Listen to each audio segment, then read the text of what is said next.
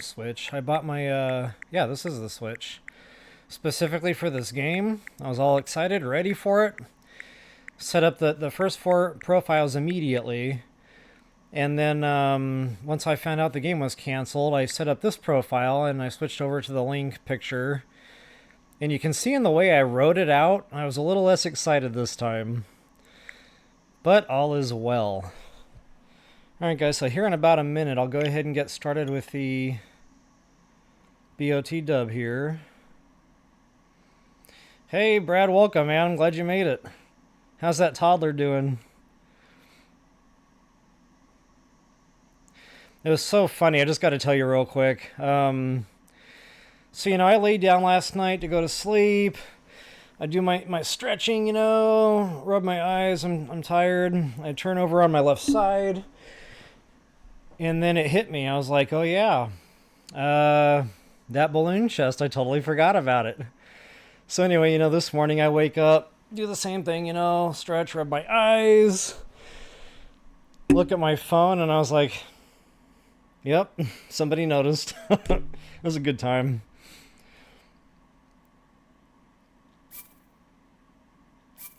Alright, so I should have saved the game exactly where we left off last night.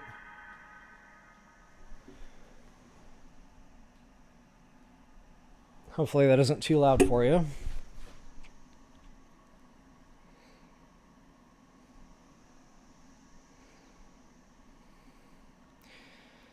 So, I don't know, I'm starting to think, or rethink I should say, the time that I'm getting on Saturday evenings. Might be better to bump that back just a little bit, maybe an hour, hour and a half, you know. So I might try 8:30, 9 o'clock-ish. I'm not exactly sure which way I'm going to go yet. But I'll go ahead and use that community thing that's on the channel, and I'll, you know, make a little annotation there.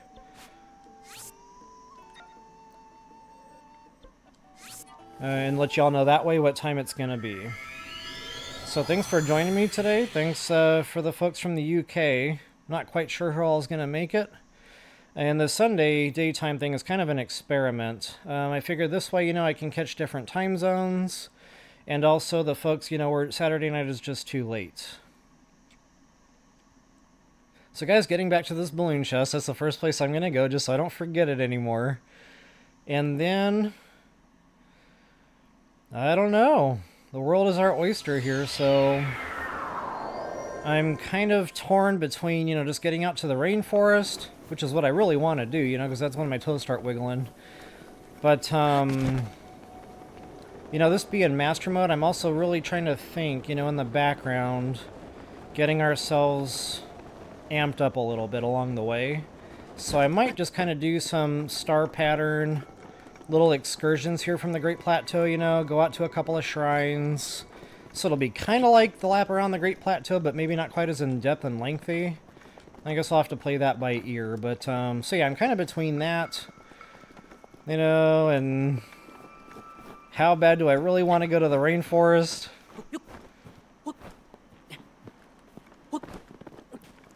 I guess we'll just do it impromptu. So in case you haven't noticed already, I've got my Zelda attire back on.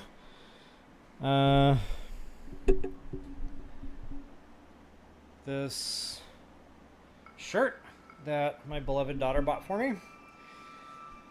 And because it's still in the morning for me, yes, I know it's 1 p.m. my time, but I sleep in, so this is like my morning. I got the proper Zelda mug. Go me.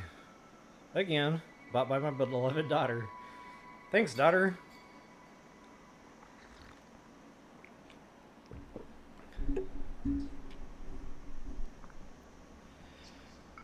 Alright, back to the game.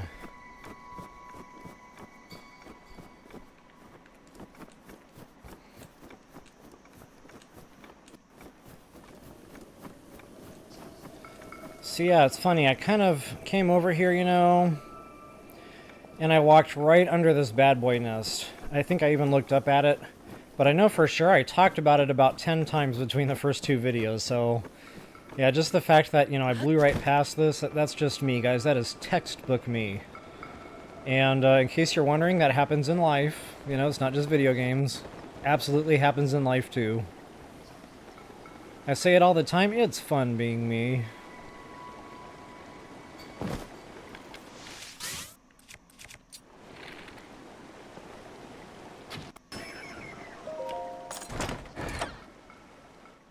So in addition to the goodies, I'd seen these balloon chests, the fire arrows are still there where they always used to be. And I don't think I have a chest atop that top platform. I do not. These things are real tough for me to see, folks. A lot of times I don't see these chests until I'm literally standing right on top of them. They blend right in, unfortunately, for my eyesight here. Hey, good morning, Sunly. Welcome, Sunly. Sunny. Sunny family. I meant to say Sunny family, and then it combined somehow and turned into Sunly.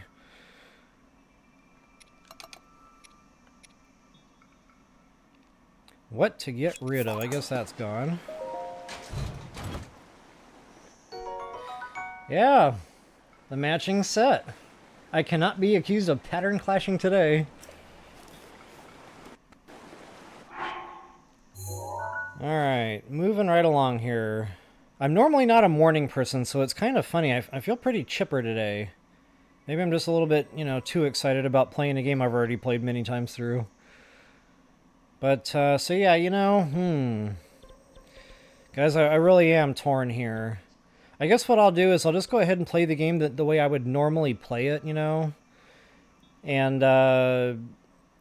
just kind of start heading out toward the rainforest. And, man, I forgot to get the stable shrine before I took off. Unbelievable. This is the game of many forgets. Pardon me while I drink my caffeinated beverage. Coffee is the nectar of the gods. It's funny, in my younger years, I said I would never drink the stuff. Coffee's nasty, it's gross, no point to it, whatever, yada yada yada. But, you know, as you start, you know, observing more and more people around you drinking this stuff, I don't know, it just kind of happened. Peer pressure, I guess.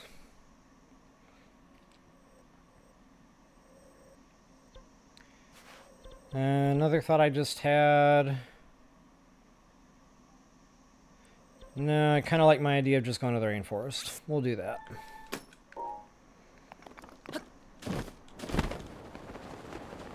So you might have watched me die a couple of times last night. That was a lot of fun. One of them was not right, though. Like, I tried to open that glider after my stamina ran out, and it just didn't open. So either, you know, my buttons are starting to get, you know, the end of life here for my controller, possibly. I know it's already starting to drift with the left joystick. It's been doing that for some time now, actually. But there's a fix you can do for that. Sometimes. If it's one of these, like, banded sensors, you can, like, mash down on the joystick, you know, so like you're pressing the button. I don't know if I can show that in the... So like I would, you know, mash down, say on this one, if that was the one causing the problem, real hard, and then I would just keep, you know, about 50 times. I count to about 50, and I just keep doing that with it mashed down. And then, you know, I'll go the other way 50 times, keep it mashed down. And, you know, it doesn't always work. It depends on how bad it's getting. But when it just starts getting bad, you can usually get away with doing that, and it'll either fix it or it'll really, you know, help improve it for some time. The bad thing is it's not a permanent fix. You know, it'll get better for a little while, and then at some point it'll start acting back up again. It's funny, I chat with a lot of you guys in comments about, you know, controllers and stuff, and how they just don't last, and it's always an issue, you know, controller drift, just etc. It's funny, I never remember having those issues with my OG, you know, Super NES, with, you know, GameCube controllers. I don't remember that issue with N64. It really seemed to start becoming a problem, like with the Wii U. It's like they started building them differently or something, and they just don't last anymore. Super sad. Alright, folks, here we are, getting back to where I was. And there's a Hunox right there. We're going to come back... Oh, not... Wrong lake. Scratch that. It's the same shape of the lake I was thinking of.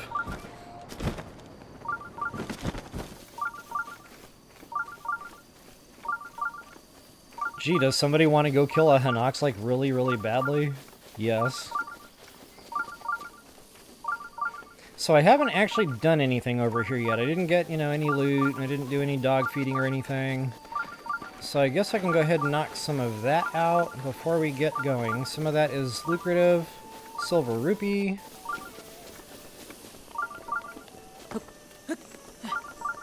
I almost said there was a well here. I almost sat down to do a Tears of the Kingdom recording late last night after, you know, I cut the live. I was like, oh, I can just do a real quick one, you know, no big deal.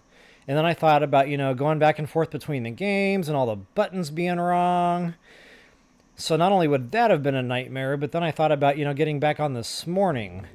And I just kind of, you know, made the adult decision there to just not do that, you know. Because it would have been a nightmare going both directions. Alright guys, I am going to pay a little bit of attention in here. I think this is a great opportunity for that. So just like before, I like to go ahead and kill these guys. But notice we are not doing much damage here at all. So yeah, I don't know if I want to do this. Probably not. Beef up the weapon here just a little bit.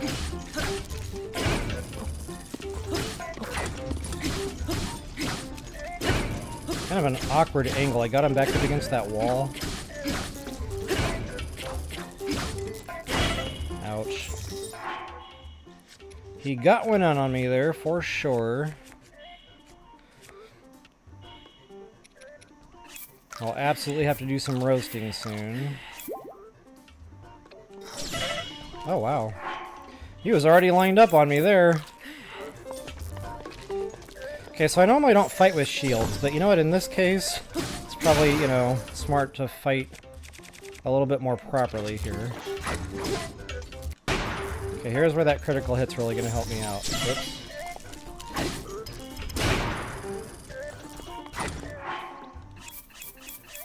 I am really out of practice, aren't I?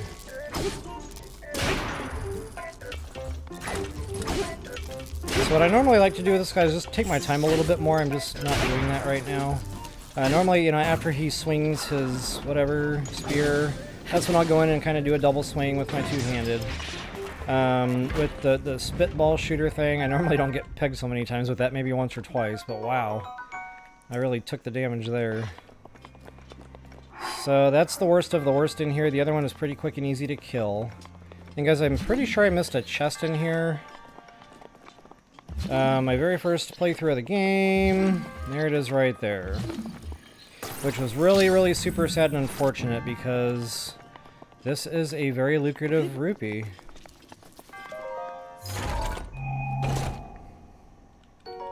And the bad thing about that is I knew it was here, but it's one that I tend to miss a lot. It's early game, I'm just not thinking about it. And I'm thinking about the shrine, you know, doing some killing, etc.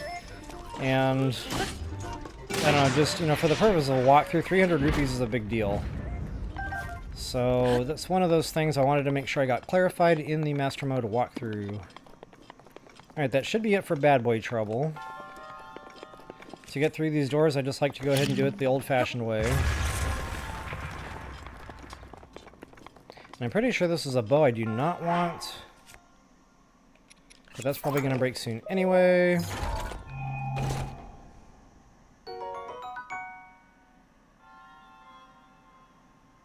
Yes, this is very, very true, Brad. 6360. I finally got your numbers right. I've been saying different combinations of those numbers, but I finally got it. Yeah, I actually didn't find it first time through that well. I found it from the beach. I was just, you know, doing a Breath of the Wild style looting spree there on the beach. Found out it wasn't near as fun. But I came across that cave. I was like, oh, mama. Now that cave was a lot of fun. So, you know, that kind of made my little beach excursion a little bit more enjoyable there once I found that. And then I popped up out of that well and I was at the stable. I was like, oh, wow, that is a really cool connect. And I actually meant to do a video on that. I just haven't done it yet. Just because I thought it was a lot of fun. It was just a fun little looting route.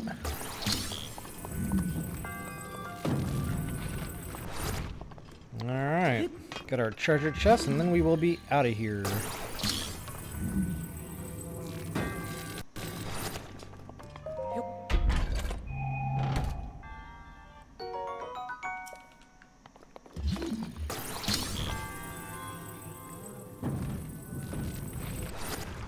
So I've already trashed my Knight's broadsword. That's a heavy hitter. It's the best of what I got right now. So yeah, my little excursion out to the rainforest, that's going to get us some good weaponry here. In fact, I'm half tempted to go out to Hestu and get a couple more inventory spots opened up. Decisions, guys.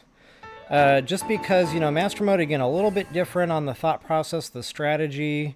You're going to be going through weapons. You're going to be breaking them, you know, because everything's bumped a level, so you got to keep that in mind. Everything's going to take a lot more swings. In turn, everything's going to break all your weapons that much quicker. So, you know, the bulk of your inventory would probably be a good move and probably worth going out of the way for. Now, that being said,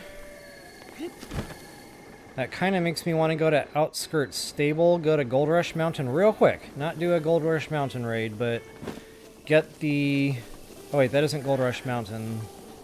The horse piece I'm thinking of is actually right here. We're going to go get that right now. This way I can summon my horse at will and just really speed travel up here going from point to point. So folks, I absolutely have the DLC. That's a question I get asked often. And guys, I know it's $60 for the game already, and then, you know, they want another 20. But, you know, looking at some of the DLCs that are coming out nowadays for $30, $40, it's ridiculous. So, you know, in that perspective, $20 isn't too bad. Not only that, folks, you get a lot for the money. The challenges are pretty difficult, pretty challenging. There's a lot of storyline that opens up, so if you really like, you know, story and cutscenes, that almost makes it worthwhile already. And then, guys, the Master Sword trials, you know, bumping your Master Sword up, double damage. All the super suits, you know, I'm going to go get this bone attack up suit like ASAP. So just all this stuff, you know, just to me really makes it worthwhile to get... the DLC, you know, to me it's worth every penny and so much more.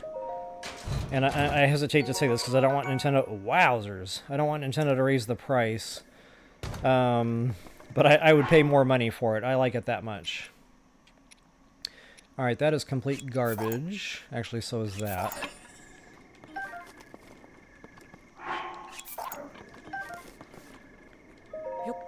So yeah, there's my good hard-hitting swinging weapon now. And of course I did find this every time I play Master Mode. I actually just kind of forgot it was there. I might have come here just a little bit earlier had I remembered that. Okay, so you should be able to magnesis that. You might have to play with that a little bit because the balloons kind of float up and down. Booyah, baby. Now we're starting to get a little bit more combat capable here. So if you're having an issue, you should be able to just pop one balloon, and that should angle the build down a little bit, and then you can, you know, magnesis that a little bit easier. Okay, now I got some hearts here to play with. Oh, nuts. Okay, I thought that was going to cause an issue with the horse there. It sure did. Okay, so I'm going to go ahead and take a moment. Now, I do have some hearts I can burn. I've got, you know, some...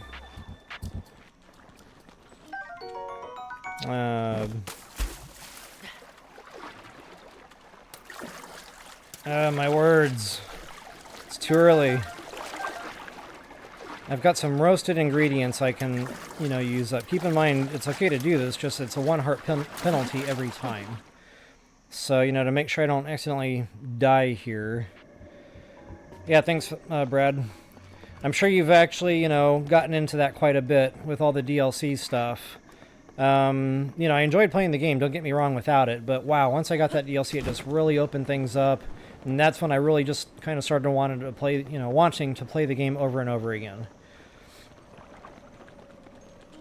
And I really liked how they spread the DLCs out a little bit. I mean, yes and no. For one, it was kind of annoying to have to buy another set of... Oh, it's a blood moon. You know, guys, I said that would come awful fast, but I guess I had forgotten just how fast. That is insane, because I really haven't even killed anything yet. Like, wow.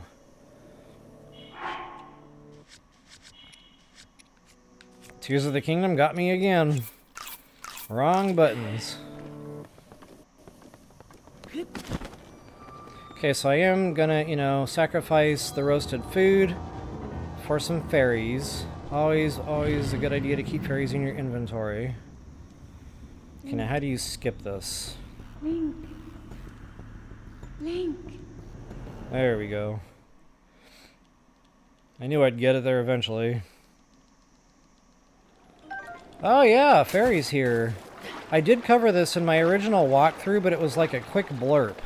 I might have flown down and gotten one, and I just maybe didn't want to, you know, waste the time getting more. So it was just a real quick, you know, I flew down, I grabbed one, I died, I went back up top side of the bridge, and I just continued on with the mission. But yeah, those fairies are definitely good early game fairies. And for those of you who do not know, anytime you're down to 2 or less fairies in your inventory, fairies will respawn into the game. So what I like to do is, you know, when I'm down to 2, I'll go hit up, you know, either this spot or one of the Great Fairy Fountains that usually have 4. Ooh, I could kill him again for another Knight's Bow, couldn't I? Wait, is he even holding one? Yeah, he is. So we are going to do just that. Good timing for a blood moon. We got a 2 for today.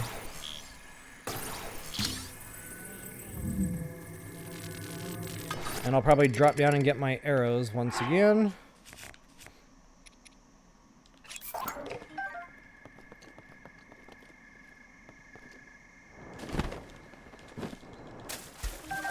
Okay, I thought those were elemental arrows. So most, but not quite all, of these balloon bad boy nests are going to have elemental arrows.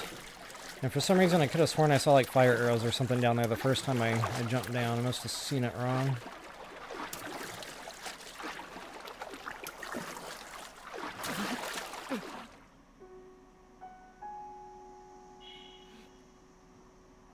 Oh, thanks, Sunny Family.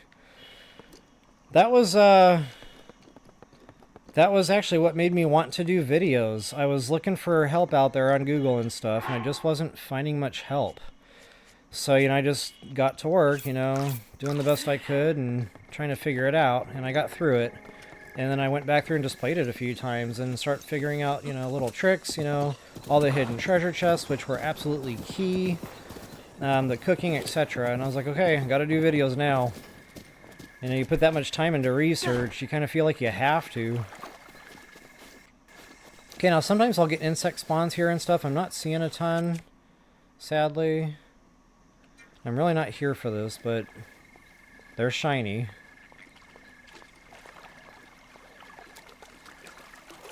I actually just came here for that treasure chest with the horse gear. But again, guys, getting back to DLCs, this is a DLC chest. So if you do not have the DLC purchased, you will not find this chest here waiting for you.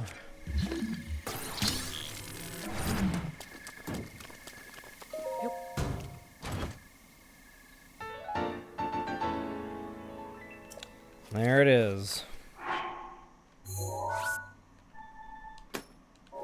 I love this chest. This is one of my favorite chests, you know, as far as the DLCs go. And since I'm here, I might as well grab the Endura carrots. So yeah, that ability to call that horse anywhere. You know, the first few times I played the game, I complained about the horse constantly. I didn't like it. I didn't like the controls. And yeah, you know, they gave you the stables, which helped a little. But the fact I couldn't call my horse where I was when I needed it, I didn't like it. So I never used it. Then the DLC came. Then I could call the horse whenever I wanted. Then it was game on with horse riding. Then I figured out the controls, I learned how to ride it better, and so on. So yeah, I'm going to go ahead and grab these Endura carrots. Those make really good...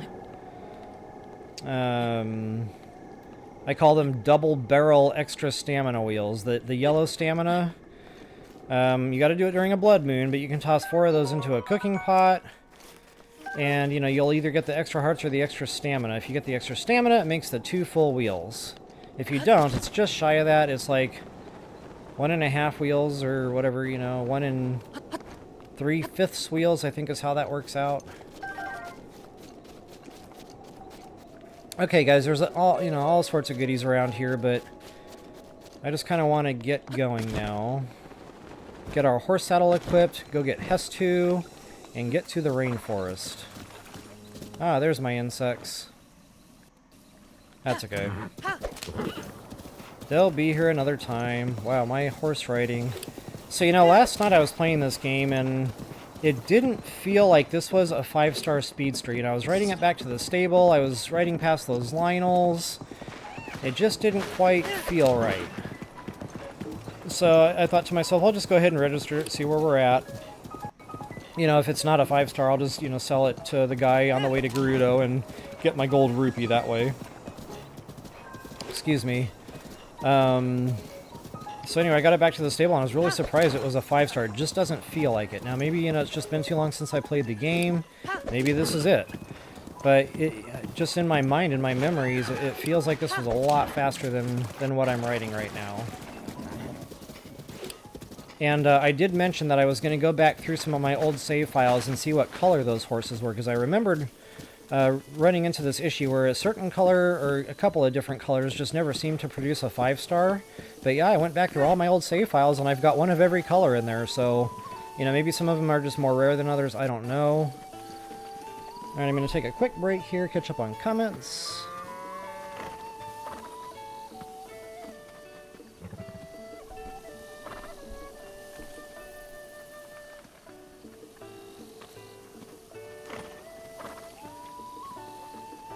Sunny Family, I did not know there was a buy cap on arrows. I guess I've just never purchased that many. Thanks for mentioning that. Learn something new every day. Wow. So yeah, I'll keep that in mind moving forward for sure.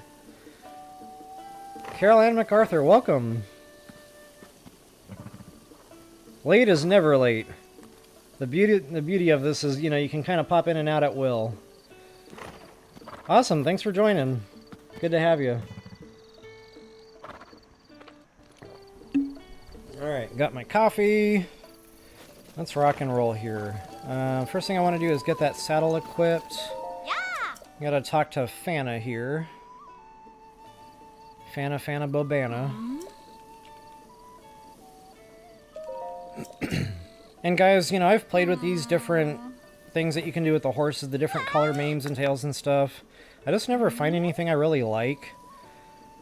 So, I don't know, you know, feel free to play with it if you so desire. It's just not for me.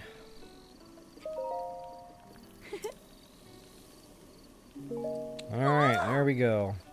Now, the other horse gear that I was talking about is up on Great, or Gold Rush Mountain, and I can't show you on the map, but it's under the cherry blossom tree.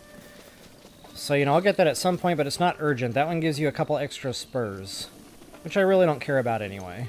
What I really care about is this right here. Yeah, buddy. Alright, I don't think I have any raw meat. I gotta get this dog fed. I do have meat. 1 piece. I'm out of apples.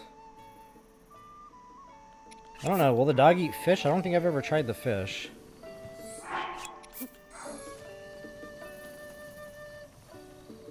Dogs do not eat fish. Okay, I'll come back to this. I think that's a silver rupee, though, so it's probably worth your while to get this. I don't have any apples, I don't have any meat, and I don't want to feed it, you know, other ingredients. In the off chance it eats it, I don't want to, you know, sacrifice cooking stuff there. Too bad you can't just kill these sheep. Alright, so I guess...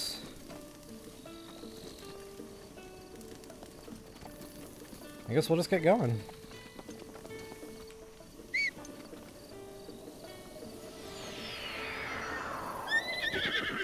Yeah, it was crazy fast, and you know, that's just master mode. I noticed that right off the bat. Exact same thing happened in my very first playthrough. I was like, whoa, Blood Moon already? I didn't even kill something yet, you know? Like, how did that even happen? So, I think in normal mode, it's a combination of time and KOs. So, you know, once those are met, that triggers the Blood Moon. Here in Master Mode, I think that leans heavily more on time. So you can probably speed the Blood Moons up a little bit, you know, hunting and whatnot, but you really don't have to because that time is so quick. Actually, I probably didn't want to use that bow. That's probably my Thunderstorm bow.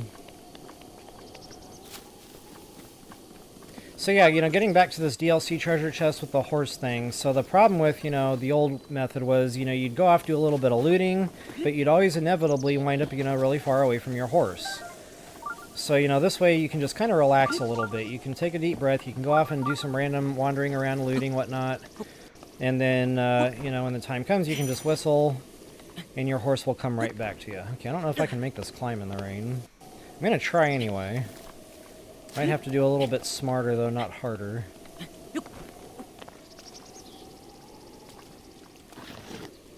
I cannot see what I'm doing here. I got a big fat tree in my way.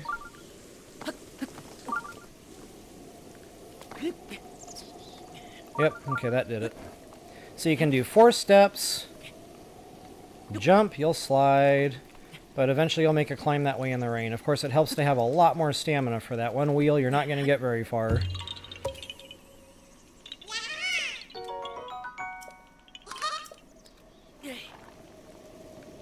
Alright, there are some more goodies around here. Iron shrooms, just random stuff. A lot of Octoroks will pop up here at you. For right now, I think I'm just going to hit the shrine. There's a hardy radish. And this is another test of strength. Again, getting back to decision making here. I don't know if I want to deal with this. It's another one of those guardian enemies that we killed in that shrine I've already done. That trashed my first, you know...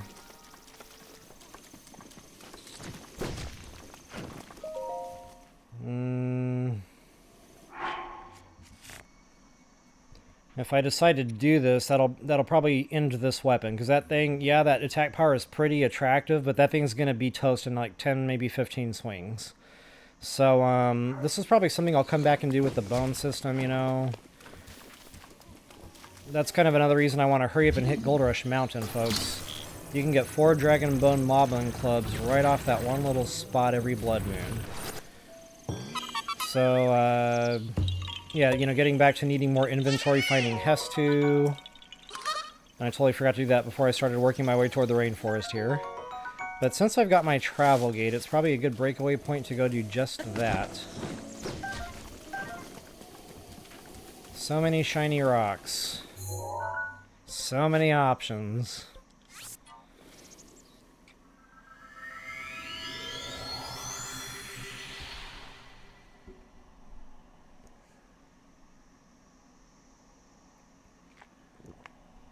So folks, just so you can, you know, kind of get a good idea of what I'm doing here.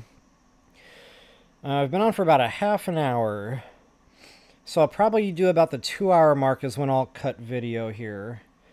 So it'll be between about 1 and 3 my time. That's CST.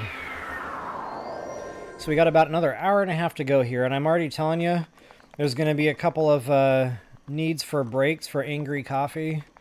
Because I drink it. I've probably got about a half a pot in here already. And in about an hour, hour and a half, that turns into angry coffee. Meaning, when it's time to go, you gotta go. So, just thought I'd, you know, forewarn you there. Now, guys, there's a lot of little goodies here. You know, I might stop here for Duck Crossing, get a couple of these chests.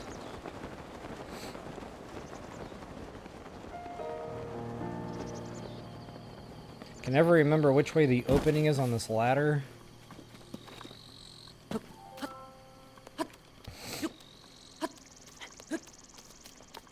I don't know if you guys can hear the cicadas in the background, but it's like that magical year. I think it's every 10 years or whatever, 7 years they come out. Whatever it is. It's that year and I looked out my back window, and it was just moving. Like, the entire landscape was just moving. So I'm kind of afraid to go outside today. But yeah, they're noisy. Like, I can hear them. I'm not quite sure if that's coming in through the microphone, though.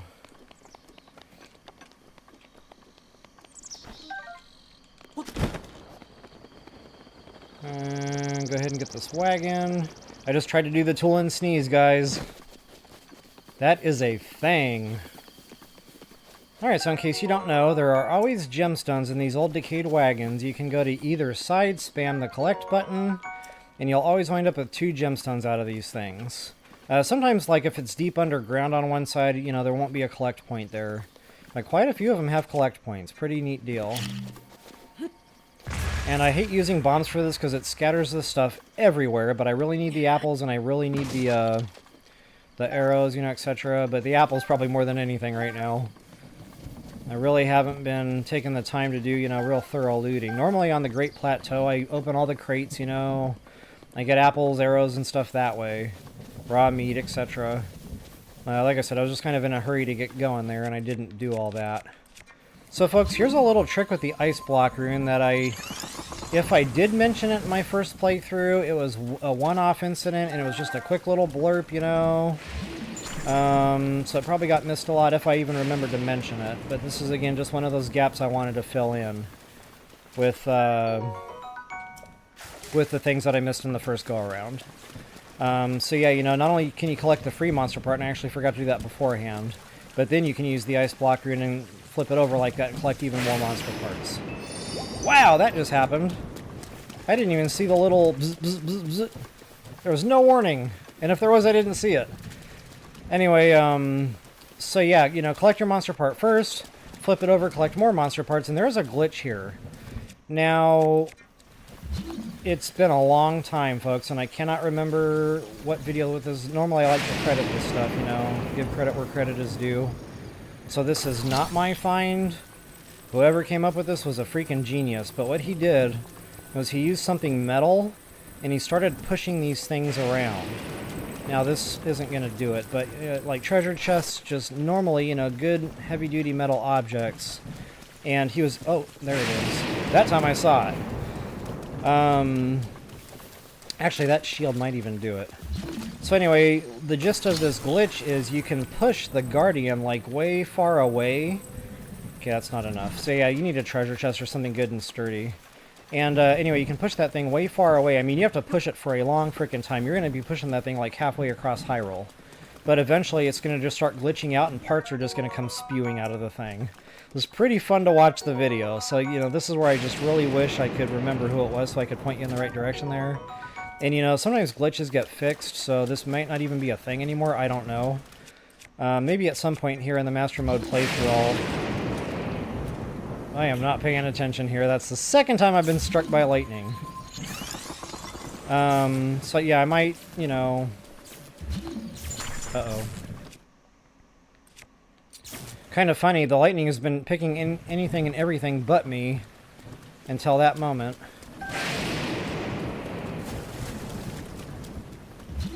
So yeah, again, you know, I might experiment with that. I don't know. We'll kind of see if I even think about it moving forward.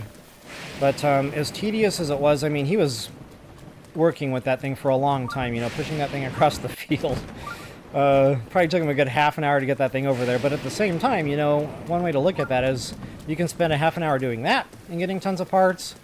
Or, you know, you can go out on hunts and spend a half an hour doing that. So either way, I guess it works out. It's just, I guess, you know, what do you want to do? What's more fun, etc. Alright, guys, I am walking around aimlessly right now, not even knowing what I'm doing. I guess what I'll do is hit this Korok seed and just kind of go toward my next destination. Nah, we're going to do this later. I've got enough Korok seeds right now to, you know, get a couple of spots opened up at least. So yeah, we'll do that. Okay, that's a Blackie. We won't mess with him right now. Okay, now I don't know if a shock arrow will give me a radius blast up here. It does not.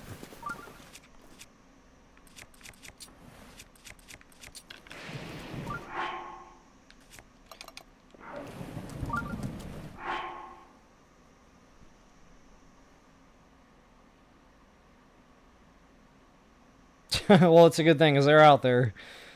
Those cicadas, man. Whew.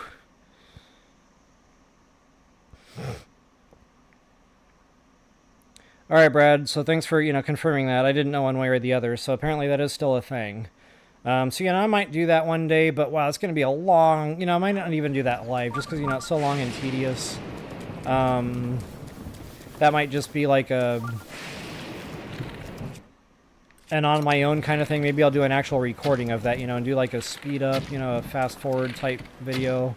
And I'll be sure and figure out whose video that was that I found and link that. That's if I even do the video. We'll see. A lot of times I talk about these things and they never get done, so I will not make promises.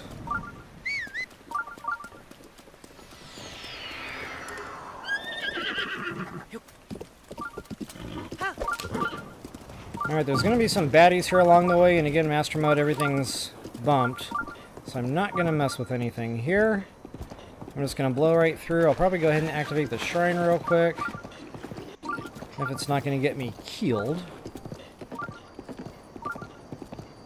Matter of fact, yeah, I don't want the horse anywhere near here right now.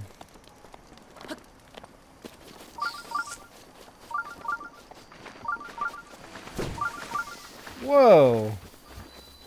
That thing gave me a haircut.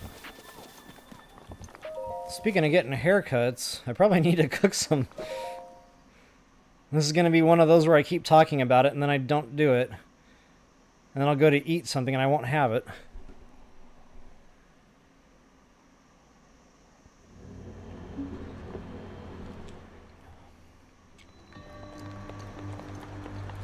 Pretty sure that's a trash weapon over there, but I can't remember.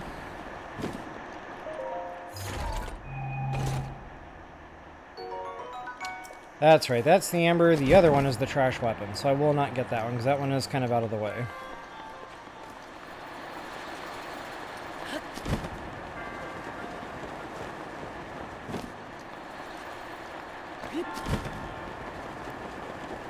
But in case you are interested, it is right down there. I think that's like a Traveler's Claymore or something. I'm not sure if that one's leveling or not. Either way, I'm going to leave it there. I need to get me some more inventory. So yeah, another reason I want that inventory, not only for the, the bone weapons, but also heading out to the rainforest here, we're going to be scooping up some royal weapons. Well, maybe not all of them will be royal. Some of them will be like the monster equivalent, like the Lizzle Boomerang, for example. But either way, we're going to need the inventory to cover that.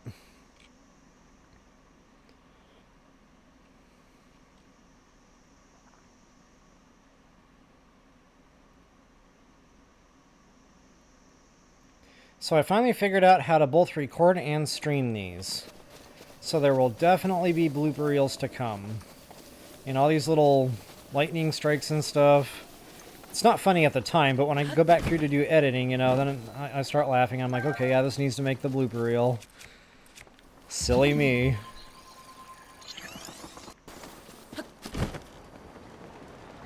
Okay, I realize I'm kind of going out of my way here, but not terribly. There's some goodies here. I do want to take a moment, scoop them up.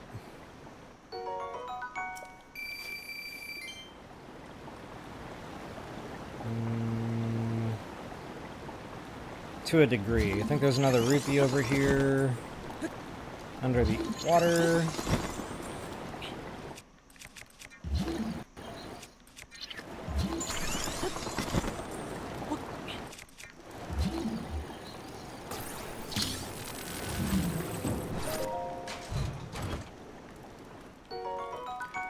I just had the instinct to do ascend right there.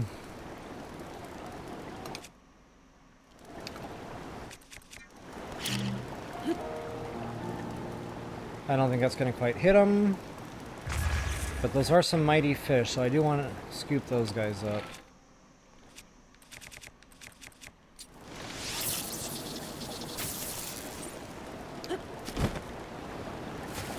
Until I get my stealth suit, I'm going to use bombs, shock arrows, things of that nature. To get these fish.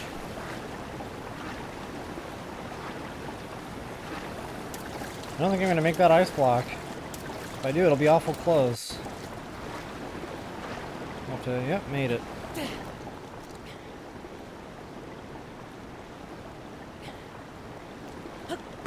Probably really didn't need the mighty fish. I mean, you know, now that I'm thinking about it, I'm going to the rainforest. There's going to be mighty bananas everywhere.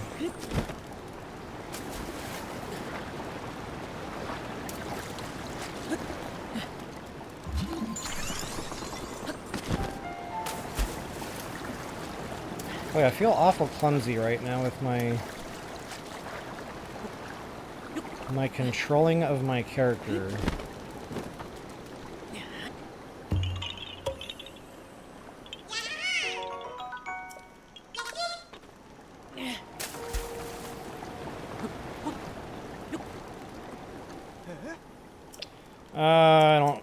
I forgot about this guy. I usually try to avoid him.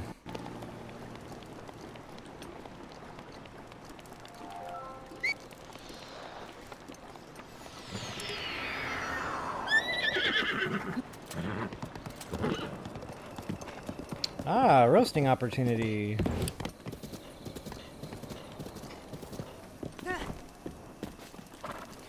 Make a couple of quick emergency meals. Or roasters, not meals per se.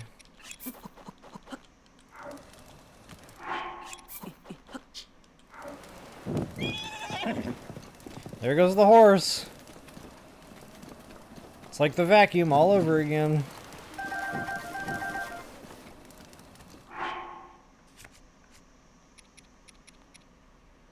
Really don't have much I can roast up, do I?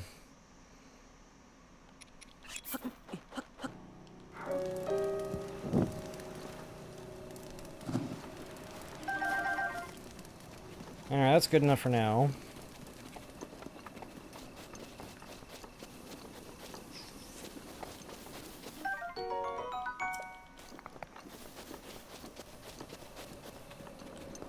Did I not call my horse? I think sometimes if you're just a little bit too close, it won't, you know, it won't respond.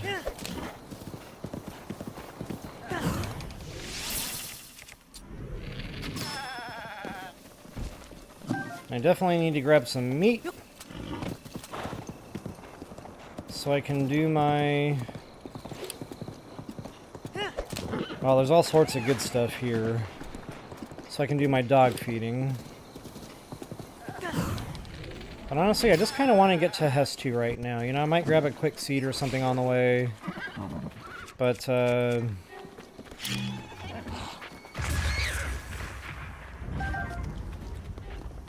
yeah, I think for the most part, you know, I might even get the map. I just really want to get the inventory and get going. Boy, that nighttime speed up sure would be nice to have right now. And you might find beetles in these trees, so yeah, it might be a good kind of go around a little bit slowly, not to mention the lizards. The beetles are always tough for me to see. Ah, there's one over there. Sometimes if I see something like jagged sticking out of the tree side or something, that'll kind of clue me in to go take a closer look. Then if, you know, you get the color thing, you know, it's kind of like blue on green. Sometimes that'll help you see it too. And yeah, we need a lot of these fireflies, but, you know, that's something I'll really start scooping up when I get the stealth suit going.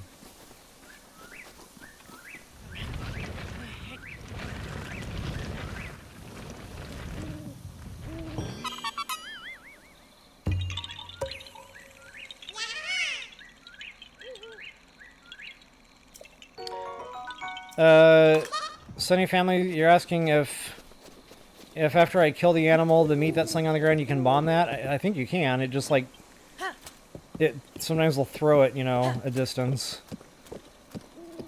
I'll try that the next time I kill something here. And you can actually kill those things with bombs, by the way. I don't know why I'm wasting arrows doing that. And bow, and, you know...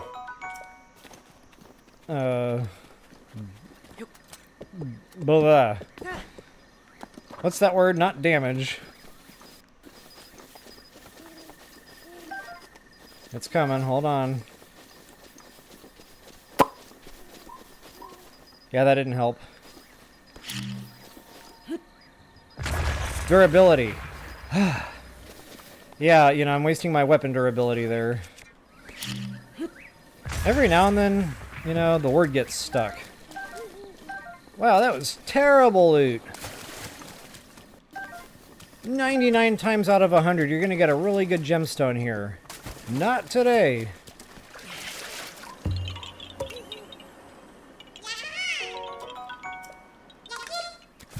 Okay, there is a mighty thistle. I normally don't cook with those, but I might, you know, just grab the one since I'm here.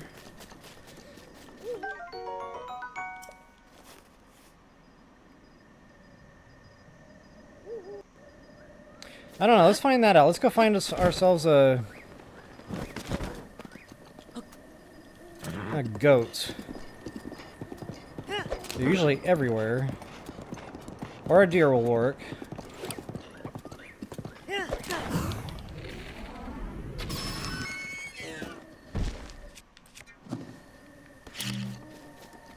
Okay, so that's not the regular... Whoops. How do you put the bomb down? There we go. There it goes! 4... See, I kind of remembered that because, you know, I tend to do combat with bombs. And I kind of figured out somewhere along the way that it was scattering my loot around, you know, meat, apples, weapons, shields. So now I try to pay a little bit more attention where I do place bombs when I'm in combat.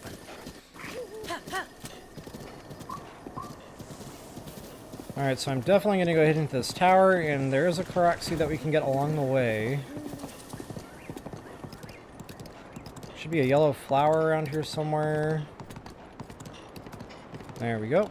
But yeah, you can also kill these guys with bombs. I don't know why I'm, again, wasting durability on these things.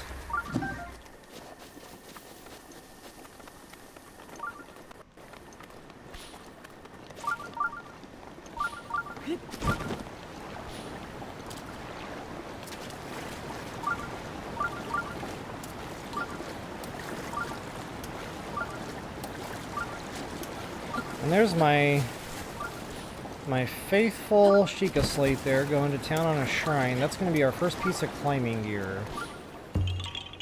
It helps a little. It's not quite set bonus, but it speeds things up a little. Probably not worth, you know, going through the trouble of changing clothes over.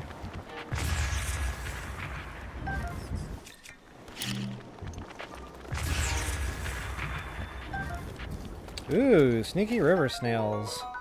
I forgot those were around here. Up and down that river, around this lake. Lots of those bad boys. Not to mention the fishing is good here, guys. This is a good spot for, like, mighty fish, armored fish, you know, stamina fish, etc. I think there's even a treasure chest or two down there. But for right now, I just want to get to the rainforest. Oops.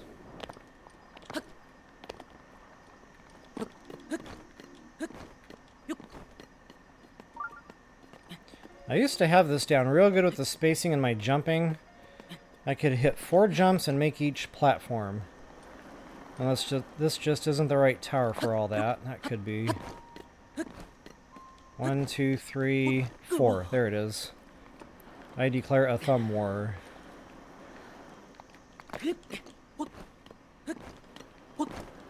Oh, nuts! Yeah, it is so much better having the maps in this game. Like, I know I did a couple of walkthrough videos in that first go-round where I didn't have the map. I was just kind of talking through it, you know. But now in hindsight, you know, going back, I wish I had just gone out of the way for, you know, 10 minutes, gotten the tower, gotten the map. That would have been a lot more user-friendly for folks. So again, you know, trying to fill in those gaps, I'm going to try to pay a little bit more attention to that this playthrough for sure.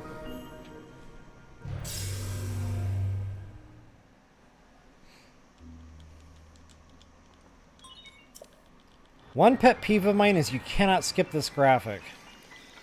You know, I guess when you just play the game once, it's not that big of a deal, but when you play it over and over, and you have to sit here and watch that thing make the stupid teardrop, and you can't skip it. This kind of gets back to Twilight Princess, you know, where you couldn't skip a lot of that stuff. And here I am spamming my button like I think it's going to speed things up. I already know better. It's not going to help. I guess it just makes me feel like I'm doing something while I'm waiting. I don't know where that comes from. Okay, so no chest on that platform. I cannot for the life of me remember what's on that other one, so I'm going to go check that out real quick. Because I got Majora's Mask here, he shouldn't notice me.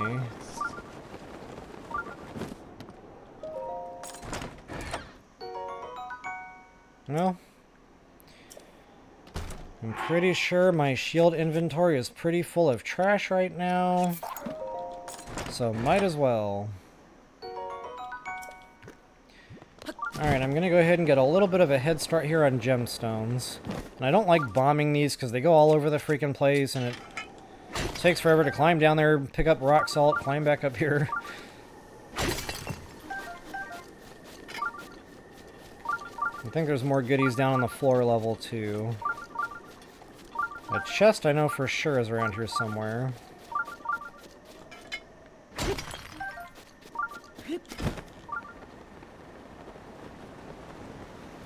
That must be up the river a little ways.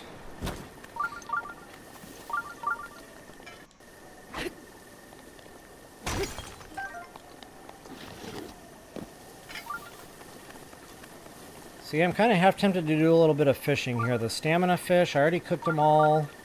If I see them, I'm going to go for them. I'm just not seeing them right now. Excuse me. Alright, that shrine is right above me. There's that treasure chest I was thinking of. Now, I think this is just a garbage bow, so I'm not going to deal with it right now, but this is a leveling chest, so this is probably one you want to keep in mind. Come back to later on when that's something a little bit more decent. I did not aim that climb right.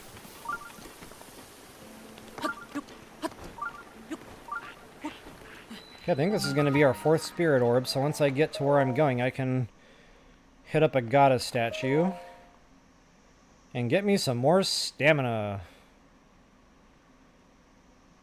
Alright, folks, I just got my first biological warning message here on that angry coffee.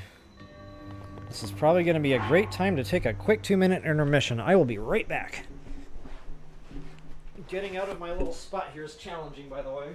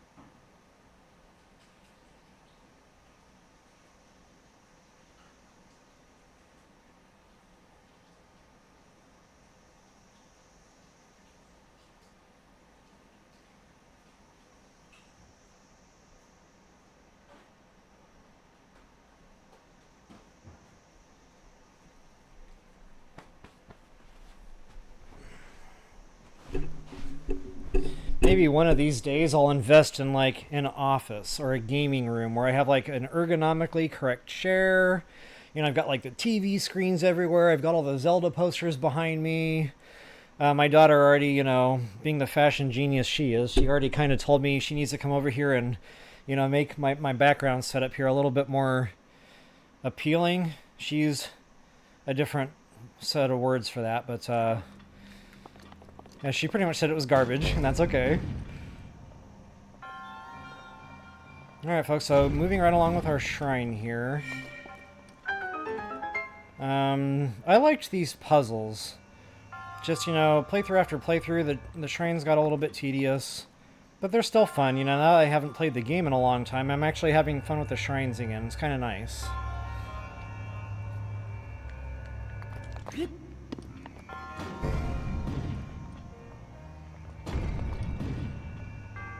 And apparently I still remember the timing.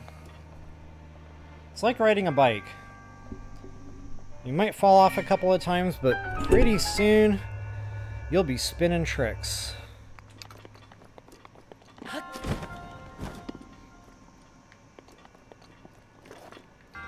Alright, now this next one. This is the one that I remember having to try a few times. Ah, got it. Oh, I forgot.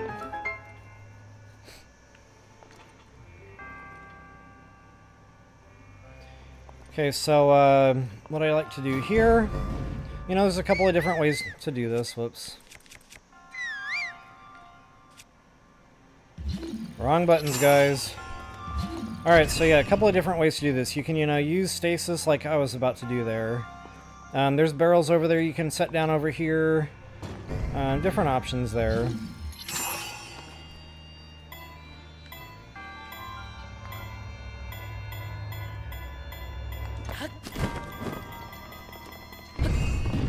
Ooh, I barely made it there, didn't I? Boom, baby. 1 of 3. The other two are out near Hauntno, so I like to get those kind of like back to back. Complete the set. And by that time I've gotten the ingredients I've needed to kind of do suit upgrades anyway. So it all just kind of works out good for timing in that respect. There it is, guys. 4 spirit orbs. More stamina is coming.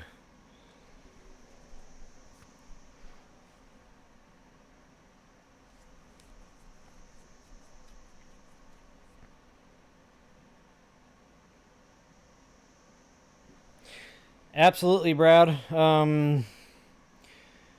You know, I've been talking about this whole rushing to the rainforest, you know, with blood moons and stuff.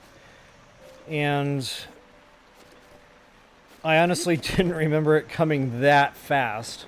But I guess that just really kind of nails that down, you know, like, it's probably the right call to just take your time, you know, grab some Korok seeds, grab Hestu. Because that blood moon is definitely coming. Repeatedly.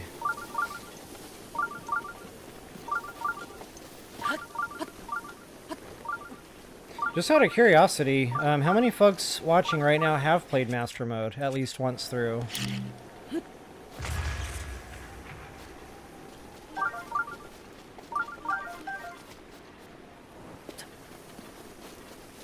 Okay, now this is a bad boy nest I am definitely going to avoid. Oh, hold on, we got low battery warning.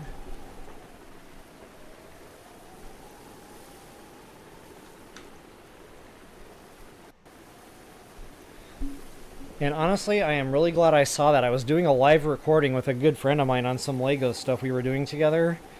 Didn't see it. All of a sudden, just pew. Like, okay, that happened. That was a good time. Alrighty. So speaking of shrines, we got another one right freaking here. I might even be able to, you know, scoop up 4 more spirit orbs here real quick. And get even that much more stamina. Which would be beneficial. Okay, so we got someone twice. I've played Master Mode about probably 2, maybe 2.5 times. You know, I know there was some experimentation playthroughs I did there. So, you know, I might have tried it 5 or 6 times, but I didn't get far. So I can't, you know, call those playthroughs. It was just fiddling around with, you know, trying to see how far I could stretch the weapon durability out as to how many enemies I could kill with those weapons. So yeah, I probably tinkered with it, you know, about 5-10 times, but I've really only played Master Mode through about twice. And I mentioned in my first recording or live that I did... Oh, I totally lost my train of thought there. We were talking about Master Mode.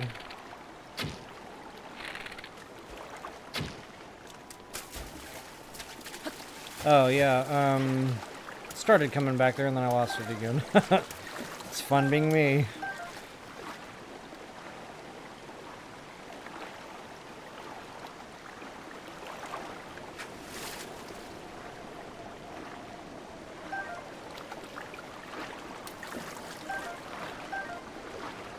I don't multitask well, so a lot of times I'll, you know, get some kind of a thought in my head. I'm like, oh yeah, I need to talk about that, and then I just don't. I'm trying to split my focus here. Okay, so there is another chest up there. I don't remember what's in it. It's kind of a tough climb right now to get up there. So what I'll probably do instead of just shoot a balloon down, let the guy auto-die.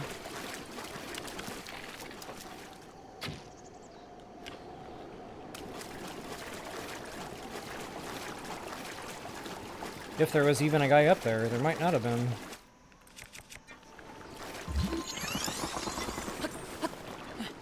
Oh, okay, differences in Master Mode to regular mode. I mentioned that this felt like more of a new game to me than Tears of the Kingdom. And guys, I might have misrepresented what I was talking about there. What I was trying to explain was the feeling I had. You know, I know it's a very different game, you know, so please don't mistake what I'm saying here.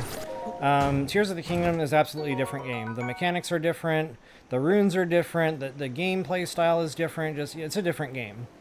But while I was playing the game, it felt like the way I felt just playing regular, you know, Breath of the Wild Master Mode. It had the same feel to it. You know, I kind of played the game the same. Master Mode, it feels like such a different game to me because I have to play it completely differently. You know, I might be going to the same areas, yeah, but just, you know, the way I feel while I'm playing it with the different strategy, the different thought processes, you know, the workarounds, that's where I was coming from on that. So I just wanted to clarify that.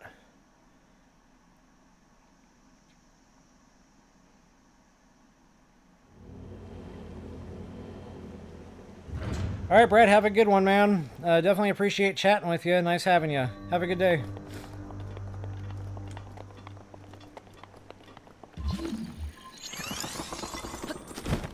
Alright, this is another one of those shrines I really had a lot of fun playing with. A little bit challenging. Whoops. That just happened. I just wouldn't be me, you know, unless I did something silly from time to time. Yeah, there's a chest up here. I think it's got some rupees in it.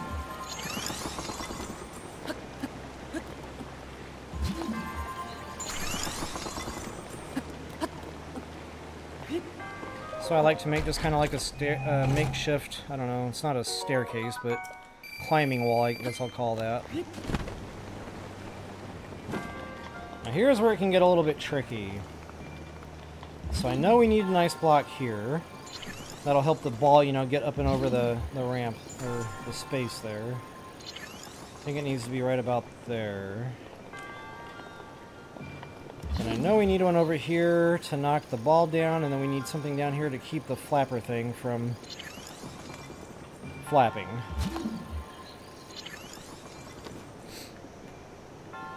That's the ice block I normally have the most trouble with. Trying to figure out where he should go.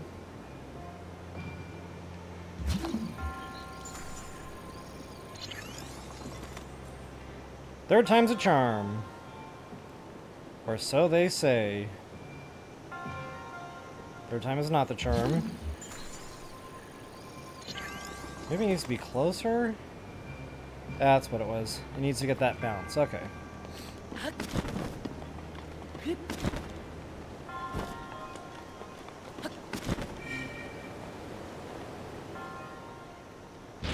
Spirit Orb number 5. If I go to Kakariko, that'll be 6. Then I really only need to hit 2 more shrines, then I can get that stamina vessel. Which I'll really have to focus on. Getting that stamina built up. I'm really not going to be very combat capable until I do that. And I want to go kill that Hinox real quick, but I'm kind of, wondering in my mind if the 1.5 wheels of stamina is even going to cut it. Probably not. And if it used to be a red Hinox, it's now going to be a blue Hinox. If it used to be a blue Hinox, which I think it was, it's now going to be a black Hinox. So yeah, that really tells me right there I need to work on that stamina before I go crazy going out on big stuff.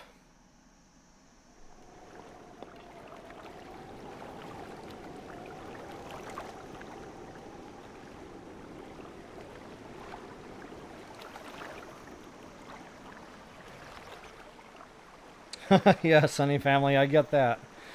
They're tough, especially here in Master Mode where they can re-heal. Now that strategy I use, launch off the horse, plug him in the head a bunch, go around back, swing away. That should keep the damage flowing to where he doesn't recharge health. And I'll try to demonstrate that here as we, get going in the playthrough. But there definitely is a trick to that here in Master Mode. To, avoid having that issue where they're recharging health.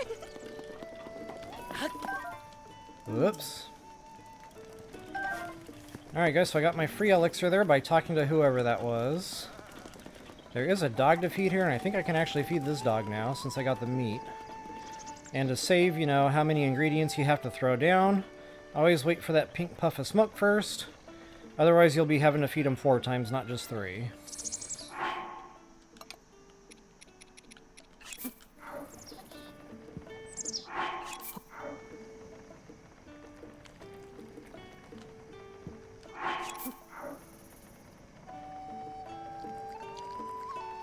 Watching the dog eat really brings back memories.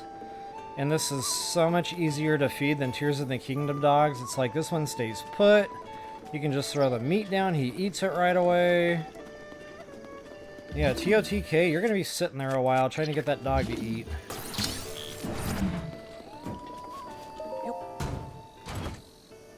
There is a trick to these treasure chests I've been forgetting about too, by the way. Normally I just flip the controller up real hard once I've got the magnesis locked on. That pops it right out of the ground, real quickly too. I'll have to try to remember that next time.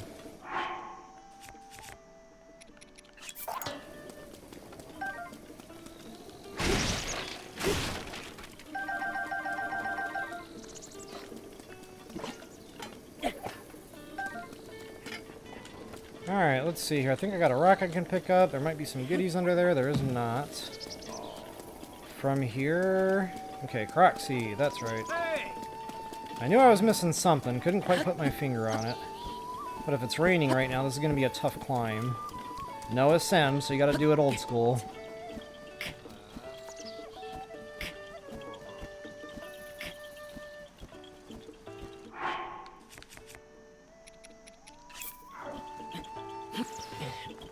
Yeah, it looks like it's still wet. Yeah, maybe not.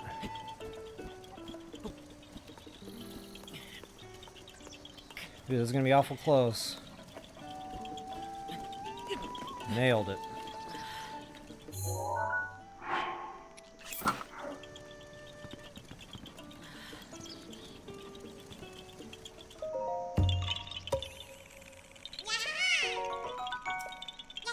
Alright, Hestu time. Let's get her done. Not quite sure how far we're going to get in today's feed. We got about 45 minutes left of gameplay here. That should get me through Kakariko and back to the rainforest, and that would probably be a good pausing point. Not quite sure how far I'll get in the rainforest.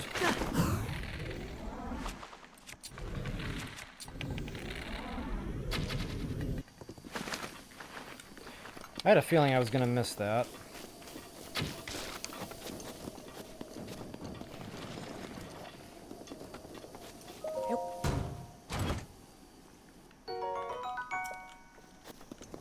Every little bit helps right now in the game.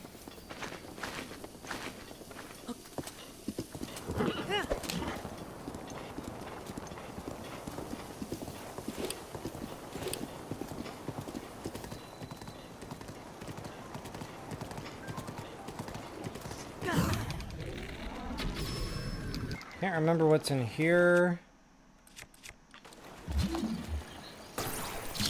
And if memory serves, that guy has another good bow, so I'm going to scoop that up. Yeah, it's trash. Probably one of my least favorite weapons in the game are those boomerangs. Actually, I think there's some stuff out here.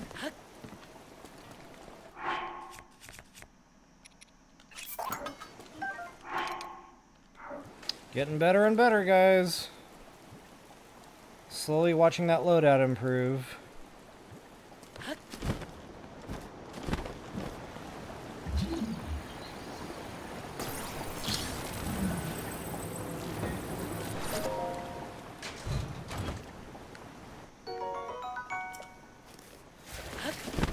That's right, there's ice arrows under the bridge. Definitely want to take our time and get our ice arrows.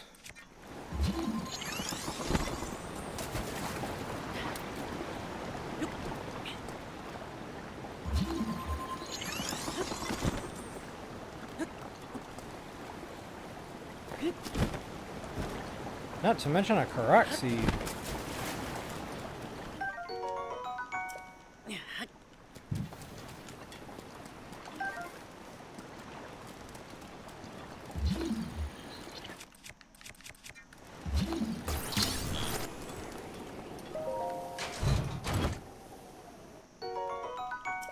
There we go. Where am I at? 16, so not great.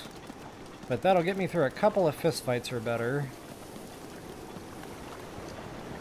I really like farming ice arrows in master mode. In the Hebra region, pretty much any snow region, as a matter of fact, is going to have those ice arrow archers. They're everywhere. And they're in regular mode too, but you know, with the added bonus of having the balloon archers, it's even better. And I was afraid that was going to happen. This is going to be a tough climb to get out of here in the rain, but I do need to get out of here.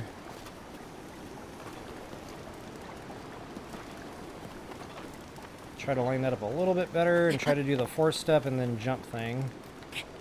Oh, wait, stand by. I can actually speed this up. If you've got the speed working for you, sometimes you can get 5 steps out of the deal. That helps a lot, especially when you've only got, you know, a couple of stamina wheels. Okay, so jump, slide. Oh, he didn't slide that time, so I didn't have to jump. Let me try that again. There's a threshold somewhere here where it turns wet. Right there, I think, maybe. So, slide. 1, 2, 3, 4, 5, jump. Gotta eat some stam. Getting kind of low on the good stam.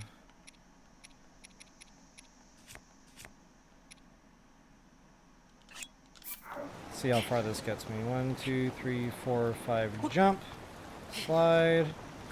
Nope. What I should have done was probably eaten one more meal there and did it again.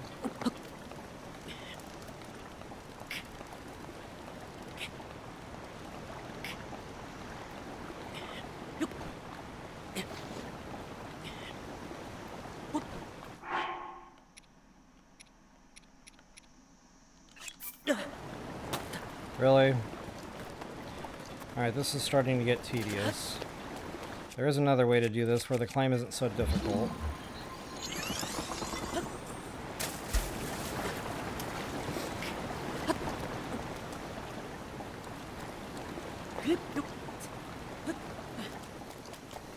I really thought I'd be able to demonstrate that climb in the rain thing real good, but honestly that's probably something better holding off on until I have more stamina to play with. There is a trick to that. There is a way to climb in the rain. It's just you've got to have the stamina to cover that.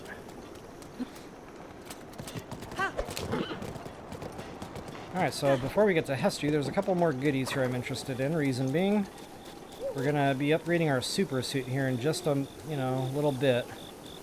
The stealth suit. And you're going to need a lot of these glowing flowers, folks. So might as well start grabbing them as you see them.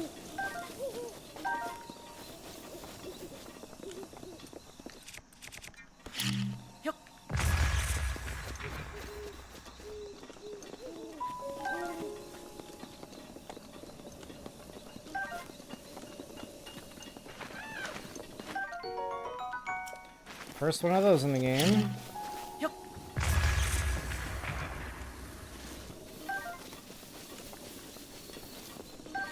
Alright, Hestu is right around the corner, quite literally.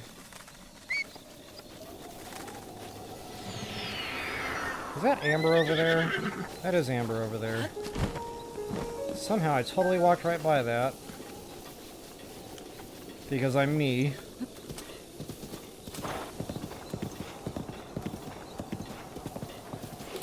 Indeed it is. Building up that arsenal, that's everything. It's like a confidence thing too. When you know you've got what you need, you're more apt to, you know, give something a shot. So yeah, definitely worth our while to do that for sure. Alright, the priceless maracas. So now this is one of those things I'm going to save my game. Because this is quite a bad boy nest right now. Now it's at nighttime, so this is probably a good thing. Because these are blackies, so I can do some sneak striking. I don't have any stealth clothes here. So if I wanted to do some sneak striking, I'd probably have to use a pretty strong weapon because these are blacks. Again, I probably don't want to trash my weapon right now on the stage in the game. You know, I'm going to do that kind of stuff later on. But, okay, they are not quite asleep yet. They should be falling asleep here in about 5 seconds. 10 p.m. I think is their bedtime. Nope, maybe it's 11 p.m. Nope, it's 10 p.m. Okay. See, I'm just going to kind of squeeze in here. Actually, I think you have to kill these guys. Monster chest. We have to kill these guys. Okay, so yeah, save that game.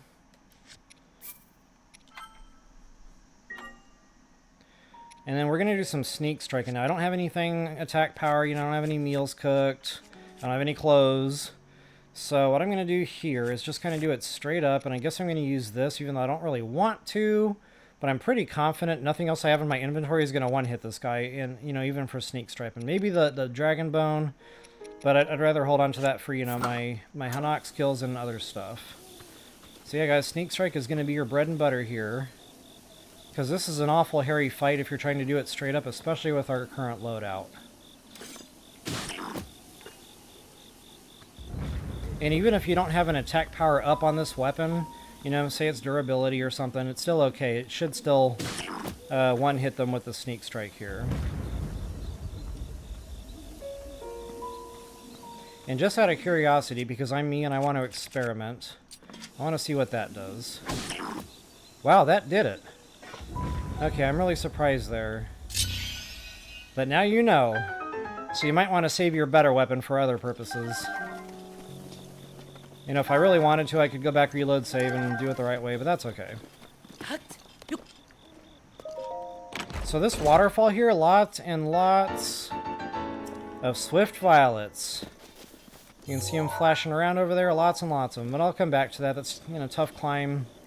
This stage in the game, climbing back up here is tough to do. So once I get my Kakariko Shrine portal activated, I'll start doing more stuff like that.